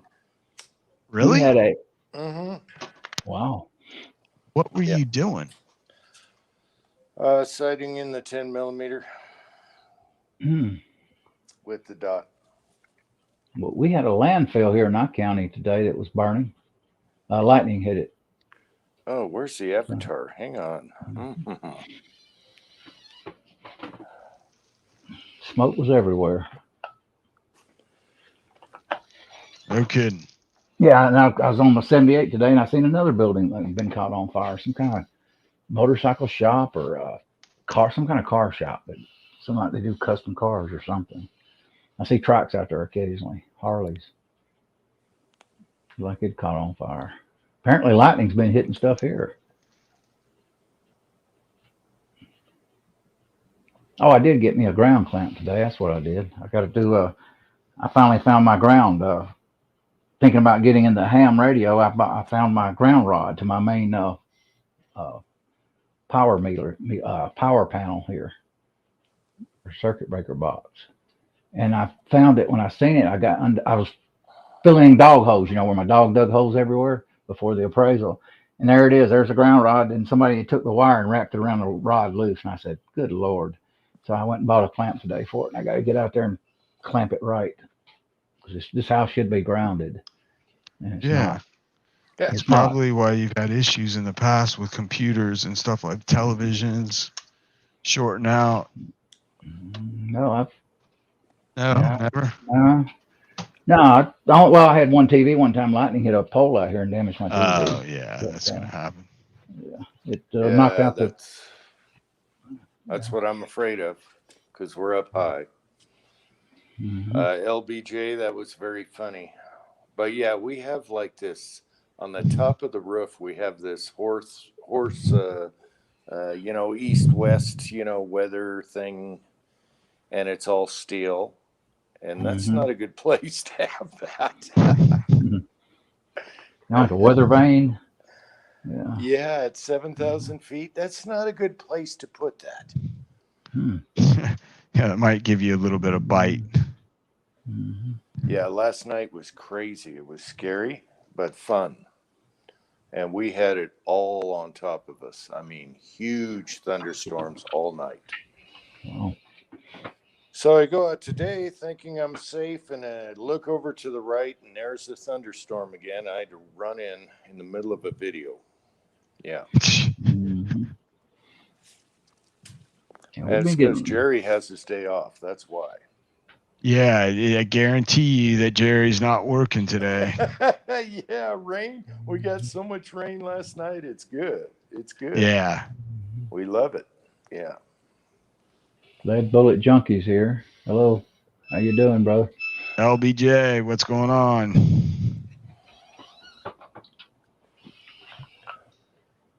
Hey, Jim, when you're reloading 300 black using, you're using Lee dyes, right? No, I use the small base dies RCBS. Oh, okay. Yeah, I started with the Lee, and the Lee gives you somewhere in the middle. But if you want all your guns to work, I got one that's got a tight chamber. If you want them all to work, I went small base. Okay. And it's cheap brass anyway, you know, all over the place to make. Yeah. So I do it that way. I could go back to the Lee and just do one for the picky chamber, but, you know, it's not an ogive chamber. It's just picky on, you know, size. Yeah. Mm-hmm. So did That's you an- get your little red dot on your pistol? Yeah, on the 10, yeah. Yeah. Yeah, that's what I was doing before I got almost struck with lightning. Boom, crash, pow. I had to run in the garage door. Yeah. I got it close. And it was amazing because out of the box, the sight and the mount, it shot maybe 3 inches high left out of the box. So that was awesome. You know, I'm shooting at a little printer paper computer thing. Paper, you know, printer paper. Yeah. And that was really close. I'm like, yeah, baby. So that was easy. And then the lightning came and I couldn't get it dead on windage. That's something I'd like to have a 1911 in 10 millimeter. I did. I had a couple. Yeah. I had 3. One was the like 7-inch Javelina. The other one was a Kimber before Kimber came out with 10s. Reamed it. It was a 40. It was reamed to 10 on the chamber, and that was awesome. It worked great. I found it at a gun show, $500, and then it was stainless. And then my favorite, the Dan Wesson Bobtail Commander. Sold them all before I moved. Shouldn't have done that. Bad. Do they kick a lot in the 1911 frame? Yes. Yeah. They kick more, especially a Commander, but it's fun. You know, it's like shooting a 357 Magnum in a 3-inch barrel or a 2-inch barrel. Right. You know, it's kind of like that, but more of a push. Ted Nugent carries a Glock 10 millimeter. Yeah, and he probably has the one I got, my son bought right now, because that thing is a pussycat. That's like a 9 millimeter. That long slide. Oh, you can shoot that all day long. Load them as hot as you want. Wow. Yeah, that thing's a push. I can't believe how I love that gun now. I always wanted it, but yeah. I saw it at the SHOT Show and said, yeah, there's the one. Because I had the 20, you know, which is, you know, the full size at the time. And that was good. It absorbs a lot of the recoil with the big polymer frame. But this thing with the longer slide, it just seems to be like perfect. I don't know why. It's just good. That would probably be the only Glock I would consider owning. I probably wouldn't mind the 10 millimeter. Yeah, I wanted the 29 just for packing around. Is that what it's called? 29? No, that's the shorty. That's the short one. That's like the 30. Yeah, I've got a 30. It's confusing. I don't know why they called it a 40. You know, they should have called it a 10. It's confusing with the numbers, but yeah, I've got a Glock 30. Yeah, and it's just the basically the 45 ACP version of the 10 millimeter subcompact or compact, whatever it is. MacMan's here. You want a link, MacMan?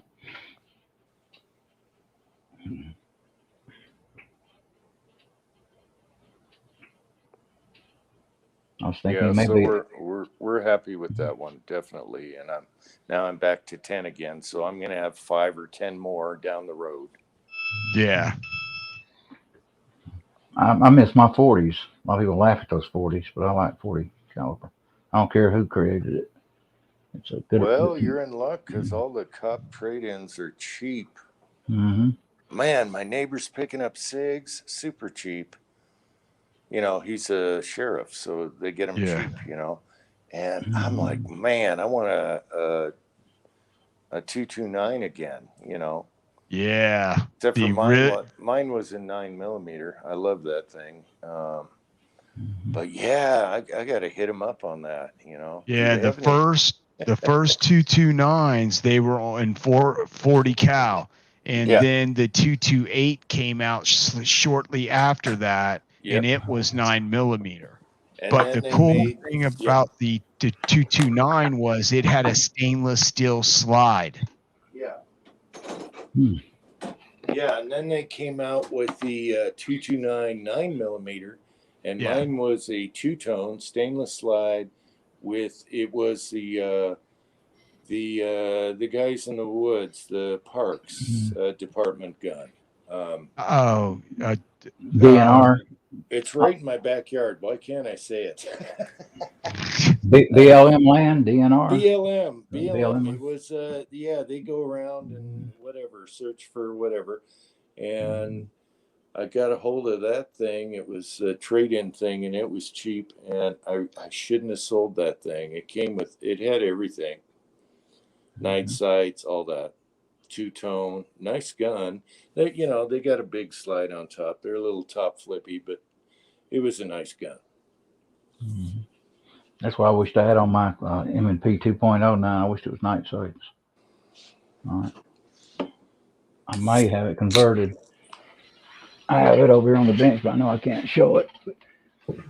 It's kind of funny. The same guy that got my Dan Wesson Bobtail Commander, my 229, and my Glock 20 was all the same guy that bought them off me.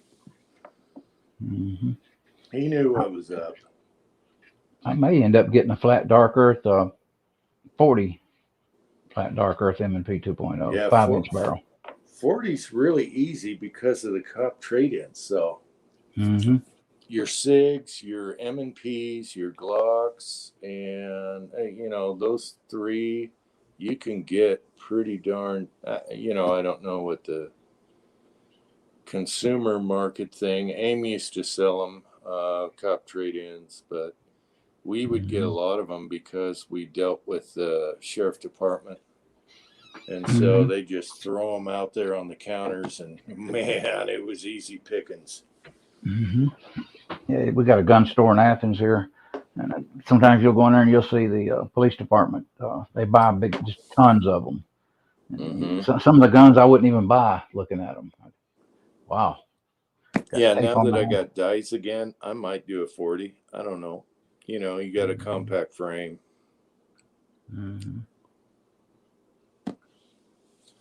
I don't know. Be doing the bullets and everything. Why not?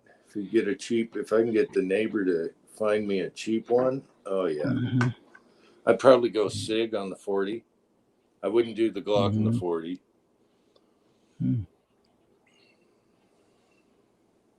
I know the FBI don't want to use it. They say it kicks too much. I never found a 40. It didn't ever kick with me. It didn't have that much recoil.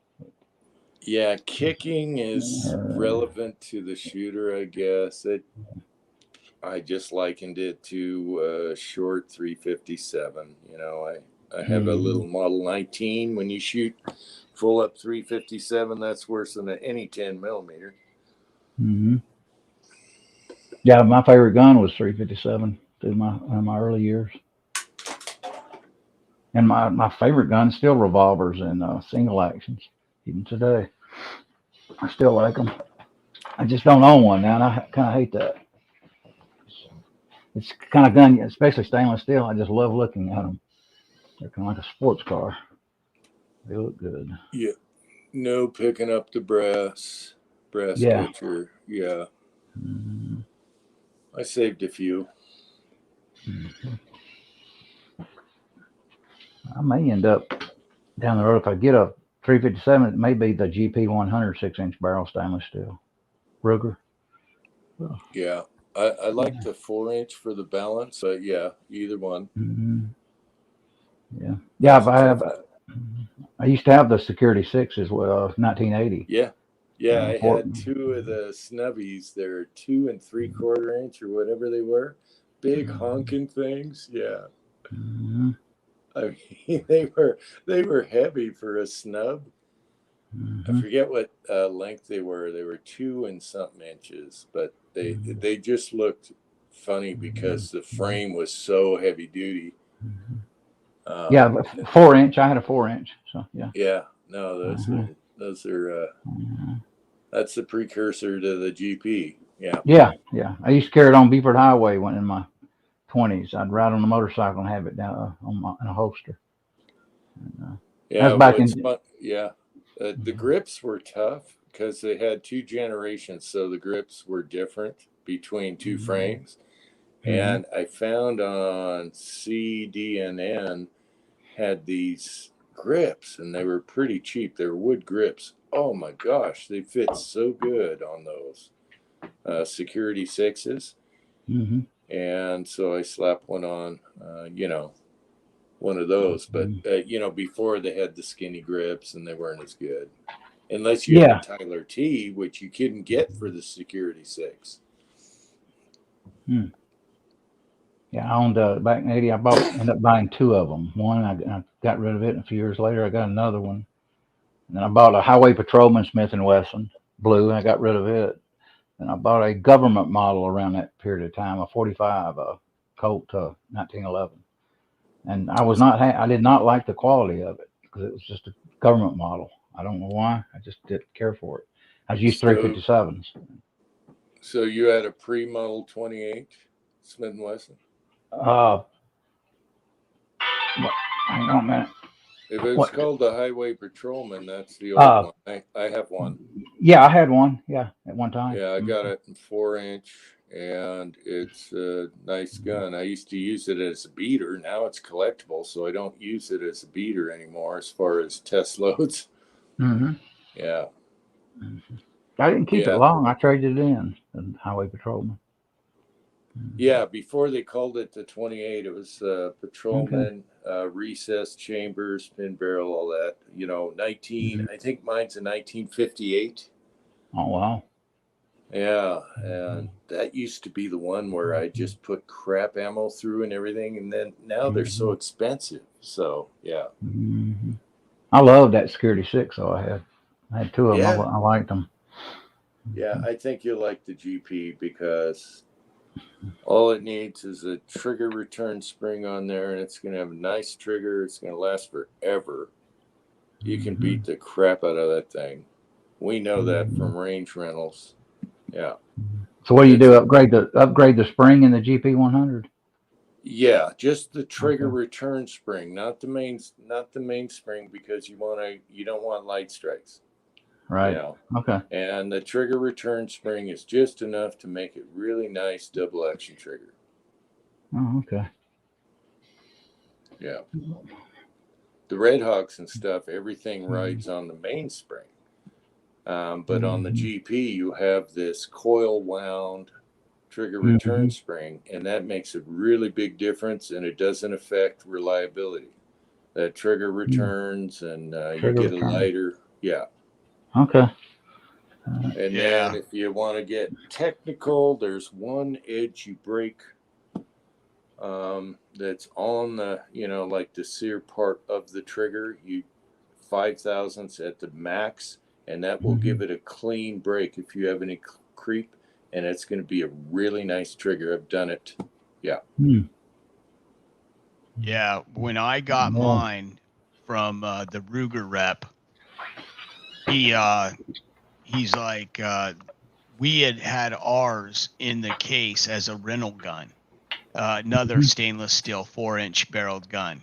And it had at that time probably 6,000 rounds to it. And my trigger was a little gritty. You know what I'm saying? Not like what you would expect when someone says gritty trigger and you pull it and it feels like you're pulling a a file over steel, not that kind of gritty. Just it had a little bit of wear in. So what I did was I shot it, and I was like, you know what? I'd like a nicer trigger. And the boss, he comes out and he goes, hey, listen, just pull the trigger out of the rental gun and slam it in your gun. So I put it in there, and it was the smooth, because somebody had shot 5,000 to 10,000 rounds through it, just pulling it, with reloads. Yeah. And over the last 2 years. So basically, or over the last probably 6 to 7 months. And basically I just put that one in there because they swing down, and it's a joke to take a trigger out of a GP. And I put that one in, and I immediately, my group shrank. It was so much smoother. I was like, and he goes, yeah, that yours will be just like that in a couple months in the rental gun. Yeah. Yeah, I know. Our rental, we had an old blue one, and everyone shot 357 through it because they wanted to see what that felt like. Yeah. So it got abused. It wasn't like pussy 38s. And the barrel got shot out of it. There was no rifling or anything left. And Ruger replaced the barrel, and that thing kept still running. We had that thing on there 7-10 years on the range rental, and it shot 357s all the time. Yeah. That's how good that action is. Yeah. Yeah, that gun, the guy that sold me one of those, I go, well, how strong's the action? And because I was looking for a Python at the time, and I had already been saving my money and had the owner of the shop looking for one to get me. And this was back in '93. Okay. So it wasn't still, like yeah, they were still making cheap. them. Yeah. Yeah. So you could, but the Ruger guy's like, well, why do you want a Python? And I'm like, well, I want a nice 4-inch barreled 357 that I can shoot, NRA competition with. And he's like, have you seen our GP 100? And I'm like, no. I'm like, I haven't seen it. And the guy's like, he's like, well, he's like, we had a Security 6 as a rental gun. Mm-hmm. And then we got a GP 100, and I hadn't cleaned the guns in a long time because we got a new kid that was doing the cleaning. And so I hadn't even shot the gun. I'm just like, I wasn't a big revolver guy. The guy's like, well, hey, I got one in the trunk here. I want to bring in and show you. So he goes out in his trunk, brings in these couple boxes of guns, breaks out this one. This one gun has a 3/8-inch bolt screwed all the way to the crown with the head of the bolt all the way into the barrel of a Ruger GP 100. What? And yes, listen to this. What? They fired a full 357 Magnum silver tip into the barrel, and it did not bulge the barrel. It did not blow up the gun. It didn't do anything. They had okay, so the bolt was going through. The bolt was going into the barrel and about 2 inches, and they fired a full load in like one of those, like, the bulletproof boxes. And basically at Ruger, they were testing to see how strong the action in the barrel and everything was because it's investment casting. They fired it. It did not bulge the barrel. It did not distort it. It didn't blow the gun apart. It didn't blow the cylinder or the back strap up or the top strap up. Didn't even hurt it. I was like, sold. You got another one of those? And he's like, with the bolt in the end of it? I'm like, no, minus the bolt in the end of it. Just, and he goes, yeah, I'm fucking with you. He's like, yeah, hey, let me go get one. So he whips one out and he sold it to me right there. And I've got it right now to this day. Oh, wow. Yeah, that gun been with me since 1992. Cool. That's about what a Red Hawk is. It's a 90 something. Mm-hmm.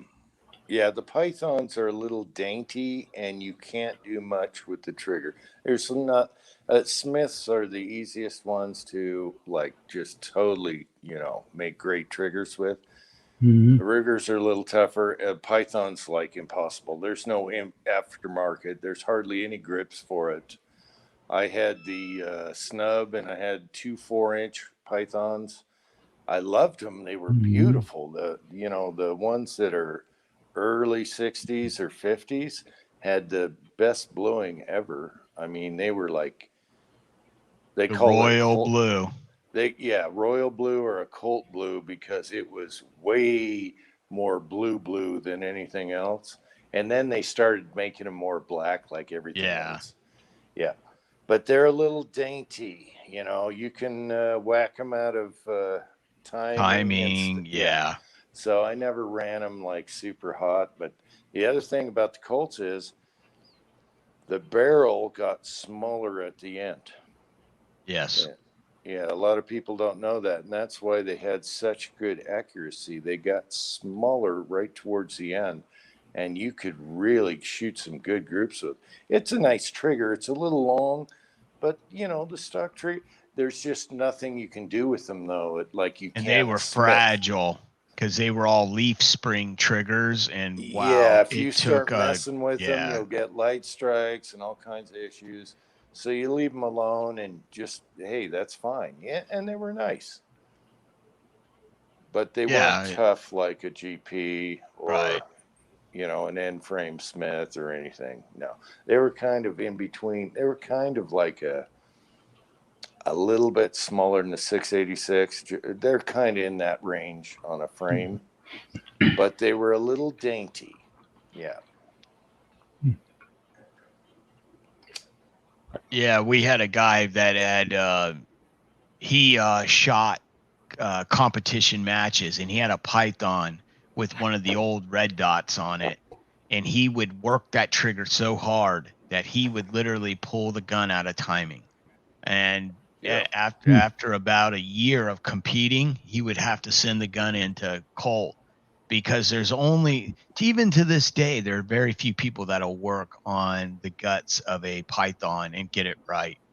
And back then there was 2 guys that did the bluing, and the one guy passed away, and the older man that lived longer, he retired, and that was in the late 90s, and that's when they started using the blacker bluing.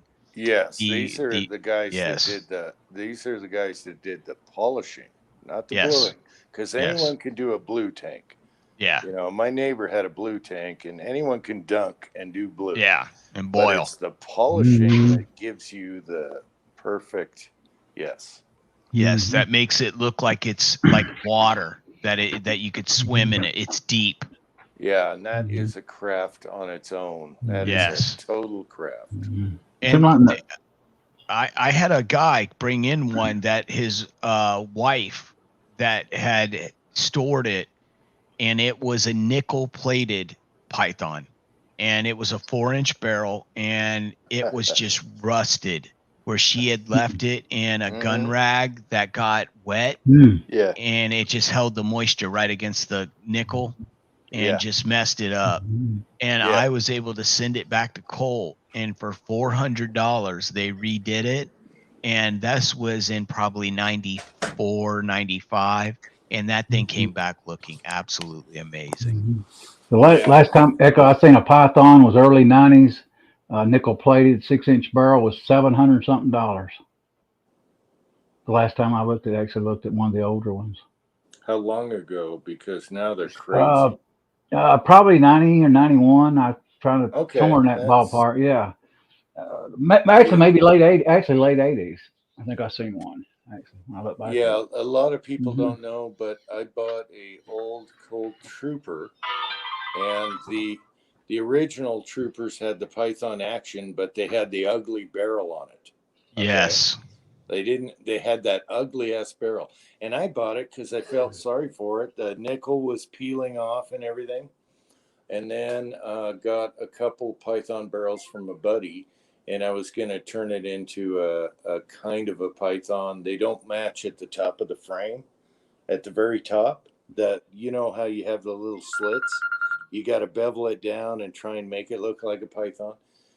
And I just sold it before I moved with the barrel so someone else could make a python out of it. But yeah, it was flaking. It was, it was bad. But the very first Troopers, a lot of people don't know this, had the python action, and then they changed the action. And so I think it was 60. Can't remember what exact year, but the very first Troopers were a cheap man's python with an ugly barrel on it. Yeah, I remember that because if you picked up one right beside each other and you pulled the triggers on both of them, you couldn't tell the difference if you had your eyes closed. But if you looked at it, you're like, "Oh my God, that's an ugly gun." Yeah, and you know what the thing was? It was like that barrel they put on that gun was like the Python barrel looks so much better, and you were like, "Why?" Yeah. And then it dawned on me. I was like, "Well, if they would have put a Python style barrel on this gun, of course people would have just bought the cheaper gun." Yeah. Because it was quite a few $100s cheaper. Yeah, So it was the economy gun. Yeah. Be right back, guys. Yes, sir. But yeah, it's exactly like a Python because I've had both, and then they changed. They went 3 generations actually, but the very first ones had that smooth Python. It's a little longer, pull and everything, but it's smooth. Yeah, that was when Colt had real gunsmiths working for him. Yeah, I had my uncle sent his 1911 in to get it refinished. He wanted the Colt blue, and they polished it, did the royal blue. That thing was beautiful when it came back. It was a Commander 1911. Yeah, those guys would spend hours polishing that metal and get it like a mirror. Mm-hmm. And then it would literally take like an hour to hour and a half to blue it. Yeah, that's where the work is. And then you have to use a certain bluing salt to get that royal blue. It's not your average salt that everyone else does.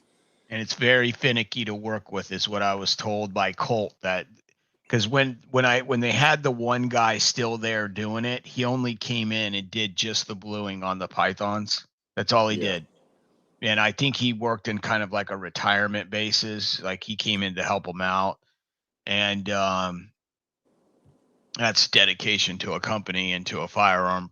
But he would come in and do that, and he would only come in like, one day a week or a couple days a month or something.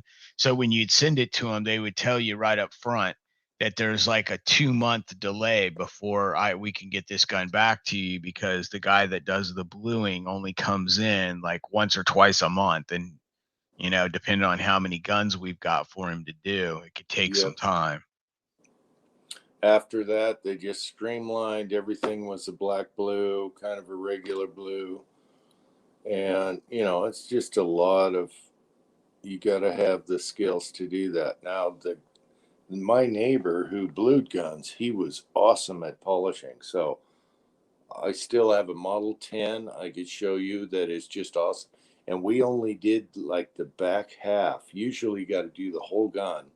He blended it in. You can't even tell. And it's a beautiful gun. I'll show that in a video maybe. You can't even tell that it was blended instead of the whole thing done. Yeah, that's almost impossible because you talk to any guy that blues guns nowadays, and you tell him that you need him to fade a bluing. Yeah. You're not gonna be able to hear his answer over the laughter that's gonna come back off of the other end of the phone, because he'll tell you straight up, unless we do the entire thing, I can't guarantee that it will match. Yeah. And he did it. He pulled it off. It's beautiful. I still have the gun. That's awesome. I wanted a round butt. That's why it was blended instead of a square butt. Yeah. Right. And I thought, let's just do this. Let's try and do this cheap as possible. Just blend that grip into the frame, and man, you can't tell one end to the other. Awesome. Yeah, but you know, that takes years and years Of polishing. Oh yeah. Yeah. And see, that's where I see a lack in in continuation of skill. Like everyone to like, okay, if you go to a major gun manufacturer, Taurus, Colt, Smith and Wesson, they're all working a production assembly line where one person does one or two things to that firearm and then passes it on along with the little box they got with the number, and they pass that on to the next person, and they do their one or two little steps and they pass it on to the next person, and somewhere down the line quality control will inspect it. But it used to be that you would have somewhat assembly lines like that, but one guy would be putting a gun together, and if something didn't fit just right, it didn't go into another pile that like labeled reject. It would just get worked on until it did work the way it was supposed to, and that gunsmith would hand file parts if he had to make that gun work the way it was supposed to and have a really good trigger pull. And we've lost that skill level because manufacturers went away from it because they could replace techs, gunsmiths with techs, pay them a quarter of what they pay gunsmiths, and build guns faster, but just less quality. Yeah, Smith and Wesson had great smiths. Now it's probably a little different. Everything's, you know, if you look at every Smith and Wesson revolver, if you go to the old ones all the way up to the new, you'll see how many corners were cut to make them now. Okay. Yeah. MIM, all this stuff. No recessed chambers, no pin barrel. All, you know, they just went from one thing to another. Colt's done the same thing. It's just production now because it probably does cost too much to make a good gun now. The old way. Yeah. So, you know, they got to do it. I would like a couple of, you know, like Nighthawk Custom still does the old style gunsmithing, one gunsmith, one gun. Yeah, those guys came from Wilson. Yeah. Yeah, we used to sell Nighthawks when they first came out. Yeah. And they were all the guys that got pissed off from Wilson or learned all their stuff and they went on to their own thing. Those were Wilson crews that did that. Oh yeah. Yeah. There's been many companies do that where the guys want to go in a slightly different direction, or they get mad at the way they're doing something, and form another company and just do the exact same thing. Be like, hey, you don't want to do it the way we want to do it. We'll do it our way, and we'll do it at another company, and we'll compete with you over it. Or you're not paying me enough. I've been here a long time. Yeah. Where's my veteran money? Yeah. Yeah. So I think that's what happened. Oh, okay. Yeah. You know. Okay. Well, it's kind of cool that it brings necessity. Yeah. The thing about Ruger is they have really good castings, okay? And so they can streamline it and still make a strong gun. So that's where they really excelled at doing that. I've got to agree. It's not going to be an old Python, but it's going to last longer than a Python or a Smith. They got their casting down. I don't like casting. I like forge. Forge is a bunch of fibers put together when you forge something. Casting is kind of like a bunch of blotchy stuff casted together.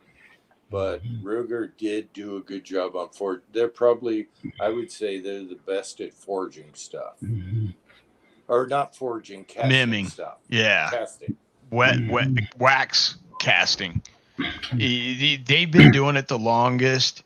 And Mr. Ruger, when he was alive, he would he's like, listen, we're doing this wax investment casting, and people say it's not the strongest, but we're going to make it right, and we're going to make it bigger. That way it's going to be able to take what the regular revolvers take plus 30% more, because I'm going to build it 30% more strong, 30% stronger.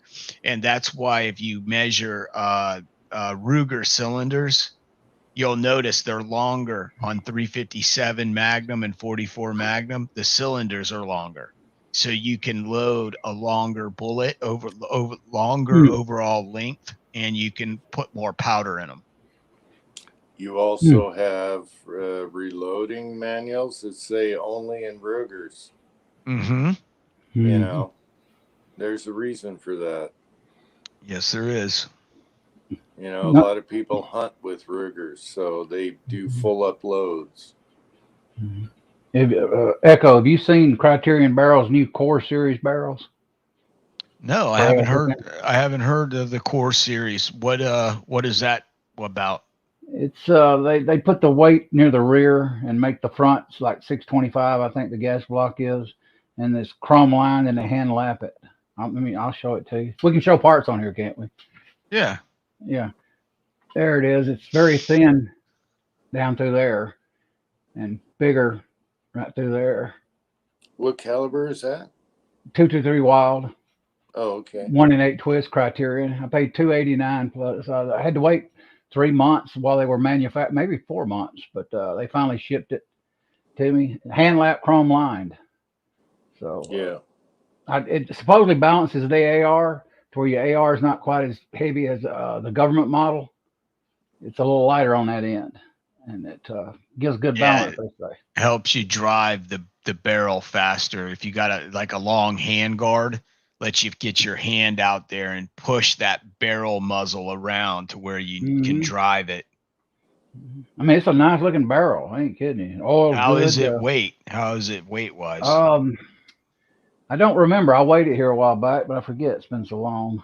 It's I got another Faxon, the government SOCOM profile here, which is, they didn't send it in them but a plastic bag, no oil or nothing. But Criterion, they soaked it in oil, put it in all kinds of wrappings, gave you a card in there, satisfaction guaranteed. And but I think Faxon's pretty good, what I hear. And I only paid $160 for it. So. Yeah. Well, they've got different levels of barrels. They've got some that are super expensive, and they've got some that are, that are bargain barrels. And some companies do that, and usually the bigger ones do. They'll offer a performance series barrel, and then a series of barrels that are for the inexpensive. So, and you just won't get. But for a chrome lined hand lapped barrel, that's a lot of work into a barrel. Yeah. This is a 16-inch government SOCOM 5.56 NATO mid length, 4150, and this is basically Wild 223 1 in 8 twist. I think this is 1 in 8 twist too, if I remember. I don't remember. I had to look at the barrel, but it's a nice barrel. I was impressed. Some people, I've heard mixed things about Criterion barrel, but I've heard some good stuff about them. I haven't heard anybody give it too much, problems with it. Now, now that's the chrome line one, hand lapped, hand lapped. Yeah, that should shoot decent. Yeah, it may not be as accurate as a heavyweight barrel, granted, but I didn't get it for that. I wanted a lightweight, good balancing, fast shooting AR. Well, your chrome lining is going to take away from your accuracy a tad bit, but they've gotten so much better in doing the chrome lining that you can almost get a match grade chrome line barrel now. where it used to be, it made a big difference. Like you could shoot one and it would, the groups would open up on the chrome lined barrel just because the chrome would vary in thickness. It's got a card that says on there, it says satisfaction guaranteed. 100% customer service. I don't really know if it's a lifetime, but it's still, they still back up their product. And that's the most expensive barrel I ever bought. I'd like to get me eventually an 18-inch for an AR-15, but in time I will. So. Yeah, it's funny. You were talking about the 300 Blackout. The one I have to do small base dice for is a FM hammer forged barrel with double chrome lining. Oh wow! And they just made the chamber tighter. You know, it's just tighter than the loose others, and that's why I had to do the small base die for that one.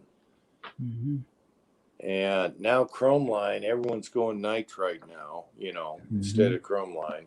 Now, what brand is that one you got, Jim, Uncle Jim? Which one you're talking about? The K? It's a FN 16-inch 300 Blackout. One of the when 300 Blackout was kind of new, and that one definitely needs a small base die because they made a tight chamber. It's a good shooter, but that's the one I have to size small base for. If I if I go 300 Blackout, I'll get back with you on that barrel. But it's hammer forged, and hammer forged definitely is a good barrel. Well, FN builds some of the best barrels in the world as far as military style barrels. The quality of FN barrels, hammer forging, you can't go wrong with. Military, they build a lot of the military firearms right now. I think they build the the M243 saw or M249 saw. I think FN builds that. I know Spike's Tactical uses all FN barrels. Well, they did up until a couple years ago. I don't know if they still do, but when I was a dealer for them, they were pulling FN barrels as well. Yeah, Bullet Junkie says he's got a Faxon. Go ahead, Uncle. Yeah. Faxons are decent too. Have you ever shot one of those, Jim? I don't have a Faxon, but I don't. So, their lowers and everything's going to be the same, mil spec and everything. So I don't have a Faxon. LBJ says he's got the 5.56 Gunner, which is a thinner barrel 1.8, and it shoots 0.6 MOA at 68 grain hollow point boat tail. That's pretty good because that Gunner's a little lighter weight, supposedly, right? That's what I hear. Yeah, what's funny is I have like a 14.5 with a pinned flash hider to make it legal. And that was a Spikes. And they had Daniel Defense make a specific barrel to their chamber and specs. I talked to the owner of Spikes about it. But anyway, I got a little shorty like that. And it's a pin barrel, it's pin flash hider. And that's a great little shooting gun. So I don't know. But it was weird. They had Daniel Defense cut it to their specs and then do the barrel like that. And I don't know, today's prices, I guess it would be a little more money, but it wasn't bad at the time. I was wanting Daniel Defense before I bought Criterion, but every time I turned around, Daniel Defense was out of stock. I was going to get one of theirs. Nowadays, they're really pricey. So, I just got this from AIM, little upper thing. And then he showed me the specs and everything. It's like, we had that, the guy from the owner of Spikes talked to me on emails. We were emailing. And he's like, I love this barrel. So I kept it. It's in the safe. Yeah. Yeah, I'd still like to get. I'd like to get a Daniel Defense AR-15. That's what I'd love to do, but they're expensive. Well, I almost do. It's a Spikes with a Spikes lower. Yeah, I've heard good things about Spikes over the years. Daniel Defense is in Black Creek, Georgia. Here, I think it's Black Creek. Yeah. I can get them sometimes locally for $15.99. The DDM V7. Yeah. V7. Yeah, I seen one a few weeks ago. Boy, I held it up. I said, told my brother, I said, this is what I want, but I can't spend $1,700. I could buy me a precision rifle, but I'd like to Yeah. have at least one Daniel Defense M-Lot Well, rail black. yeah, I tell you what, just though, that Daniel Defense, for the price that they're getting for those guns, it's I crazy. can't see paying that much. No, That's they're why I never did it. crazy. They're crazy now, and that's why I lucked out with the spikes one they had made. Yeah, Mm-hmm. they contoured the barrel their own way. They wanted the chamber a Mm-hmm. certain way, and Daniel did it for spikes. Well, And then AIM, this is a long time ago. AIM was selling the uppers like that, and I was like, mm-hmm. hey, I want one of those because it's shorter. It's yeah, it's got a pin Mm-hmm. flash hider. I can't mess with it, Mm-hmm. but Yeah. it's a nice little. That's my little go-to simple gun. It's got fixed sights on it and everything. Yeah. I handle the 18-inch barrel version, and I handle the 16-inch. I like the 18. I think it probably has a purpose, but the 16 was just a little easier to handle, a little lighter, balanced. Yeah, I like shorter ARs. I don't use them for Mm-hmm. bench rest guns. Yeah. Mm-hmm. Yeah. I'd So I love to went get with the one. 14 and a half. Mm-hmm. I thought about getting one of those pinned like that. Yeah. Mm-hmm. And then you can also have them pinned shorter with a sleeve on them. So you can stick a can down in there and it's still short, but it's not an SBR. Yeah. Yeah, I've heard of that one. Yeah. I have a 1022 Mm-hmm. like that. Mm-hmm. I'm gonna eventually start carrying one in the van or the truck. I got But then all the time. pistol braces came out and you didn't have to worry about doing a Mm-hmm. tag stamp. So Yeah. I wonder how many Lucky would. Well, if Biden had his way, we'd be screwed on that now. But yeah. at least we're okay so far. I did pay the tax stamp for one lower. It's a Spikes. Mm-hmm. It's got the spider on it, and so now I can shoot anything I want. I paid the tax, and Mm-hmm. it's an SBR, so I can put anything on there. Short, Mm-hmm. Yeah. and it was worth the $200 because if they start banning pistol braces again, I got an SBR. I can do anything I want with. I paid for it. Screw you. Mm-hmm. They Yeah, that's what can't I take need to it do. from me unless they pay it back. Yeah. My son bought one of the AR pistols. I told him, I said, well, you got to be careful. ATF does a ruling on it. You may end up. One time you couldn't even put it to your shoulder, supposedly. Remember those days? Yep, And I said, they so flip it's flopped. Yep. yeah. I said, so you. I didn't want. I said the good thing I see about it, it's a great truck gun or to carry with you. Oh, the Takes up little pistols space. are awesome for that. Yeah. Mm-hmm. So I've changed my You mind. I may build one.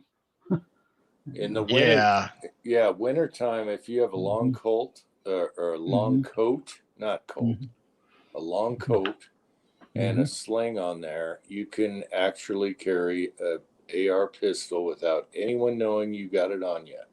And I've done it. Mm-hmm.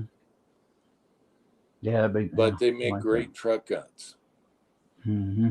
My brother mentioned he's kind of he won't buy one. I've been trying to get him buy ARs for years. He mentioned a few weeks ago he was going to get him and put his lever action 35 Remington and start carrying his truck. And I said, it's about time. I said, Yep. it's crazy out there, man. We should have them all the time and mags to go, loaded and everything. Yeah, my truck when I bought it, it has a bench seat. It's a Mm-hmm. single cab, and you fold down the seat. It's got two rifle racks behind it. You can't see when you when you put the seat forward. You can't see, Mm-hmm. and it's legal here, so that's okay. If you get on the streets in cities, you end up getting in a gunfight in a vehicle, and you have a handgun. In my opinion, it might save your life, but nowhere near what the rifle would do. You got a good fighting chance with it. Yes, you do, especially with the red dot. Yeah. Well, the problem is you just got to get up so damn close with a pistol, especially if they've got some type of cover to get behind. Whereas a rifle, you can just basically get behind the engine of your car and just shoot through their car. And yeah, and you got a 30 rounder and extras extras, and that's the way to go.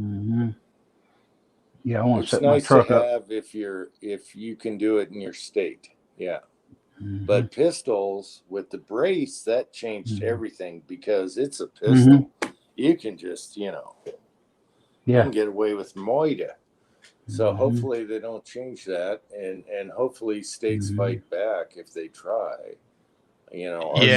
Our state's going to fight back and say, "Screw you! A guy can have a pistol in his thing." I went to the store, a little while ago, and the guy had like 3 rifles in this back window of his truck, on the rack.